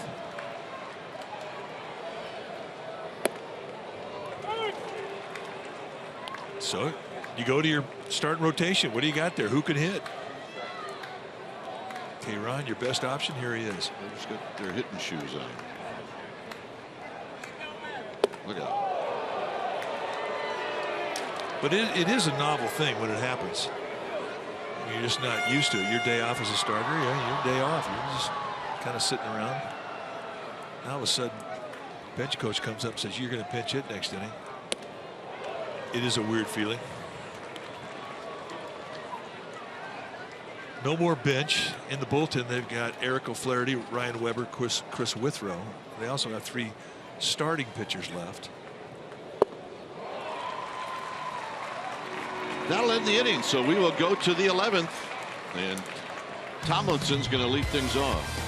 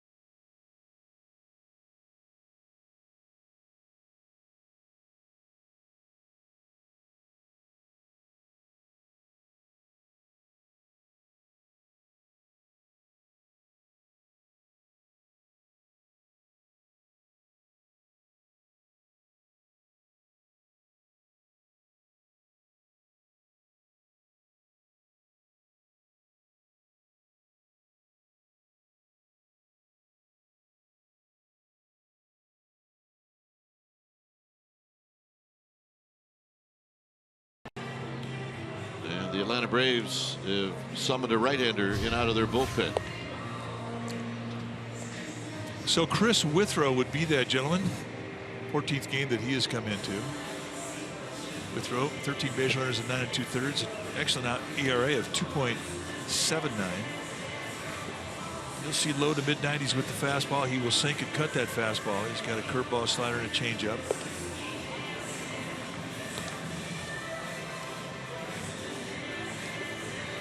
Tomlinson, Crawford, and Span.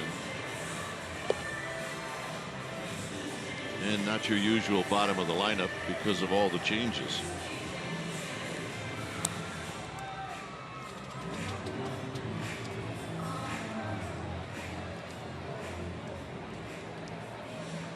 Tomlinson has reached twice. He does not have a hit. He's 0 for 2. Check that. He's 0 for 3. He reached on an error and a walk.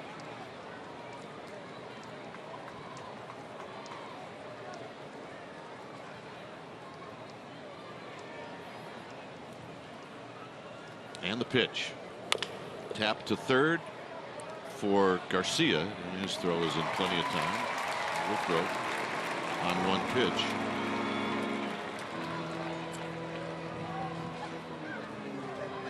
See, in May around the major leagues, the Giants 21-8. They pretty much did the same thing last May. But a 724 win percentage is doing a lot of things right. And really, when you think about how it went down in the month of May, they really never really hit. No.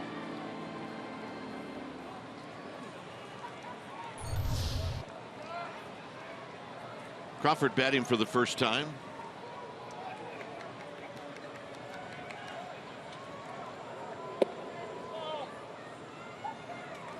Withrow thought he had that first pitch breaking ball in there for a strike. Kind of altered his motion after he threw it. Didn't get the call he was anticipating.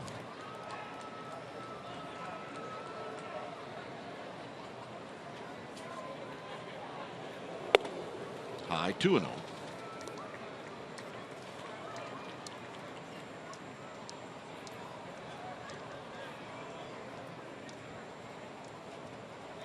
Span on deck. 1 out, nobody on.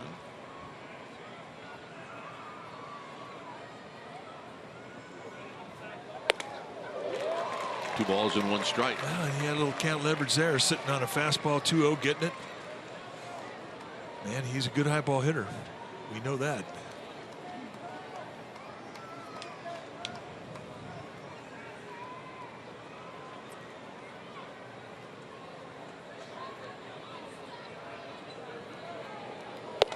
3-1. So again, he's in the driver's seat with count leverage.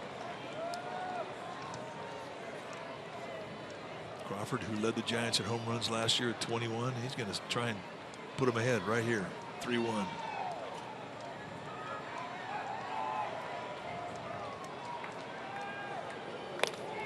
Three and 2. So there's your shot. Yep. Now you might make an adjustment. You might get after it again. Depends on how well you're seeing it.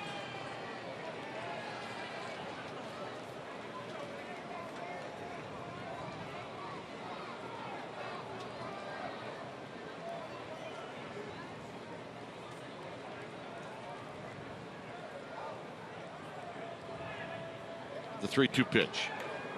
Got him. The little cutter did not give him into the fastball. He gave into it on the 2-0. He gave into it on the 3-1. Did not give into the 3-2 count. Nice pitch. So he gets a big strikeout on a 3-2 pitch. Here's Span.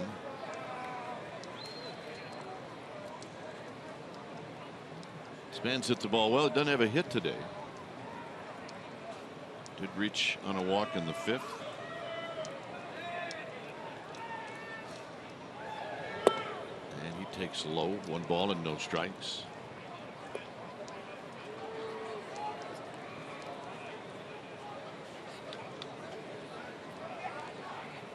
Hey, he was the post-game interview last night. One of the stars of the game. He's got a chance to do that again right here. Yeah, I think he was in Denver too. There's a strike. Take it all the way.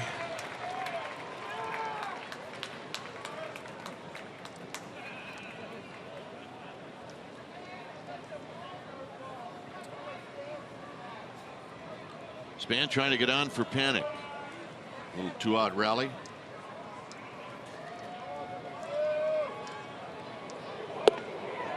Giants scored a run in the 6th after the first 2 outs were recorded. That slider with her right now is a good one. They're not picking it up.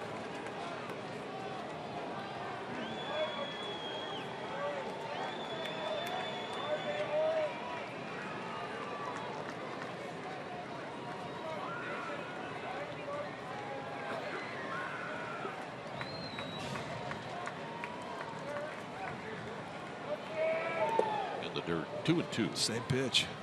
I mean, he is riding that horse right now. Withrow was on the fast track, really coming up strong with the Dodgers, and he went down with an injury, substantial injury. And he's worked hard to get back. If you look at his stuff now, I mean, he's throwing good again, and his numbers reflect it. 2-2 to Denard Span. And a full count. So again, a 3-2 count.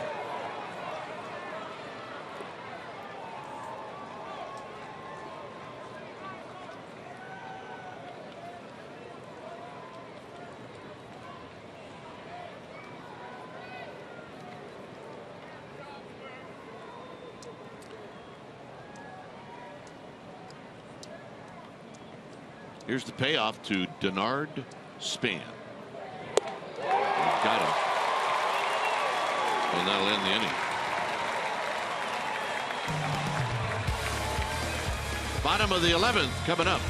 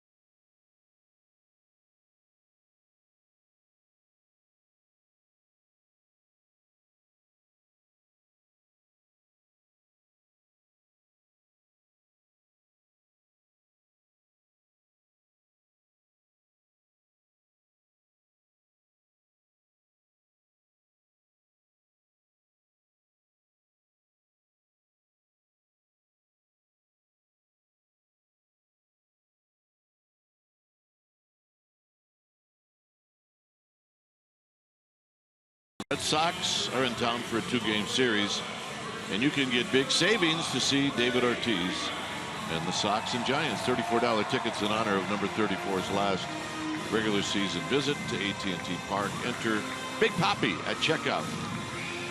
The way he's swinging, he may not retire. I mean, you can change your mind, give your gifts back for people that are sending you off. You got to at least think about it, don't you? First couple of months of the season that he's had. Here's Freeman, and Freeman hits a high drive to right. This one is gone, and that's the ball game.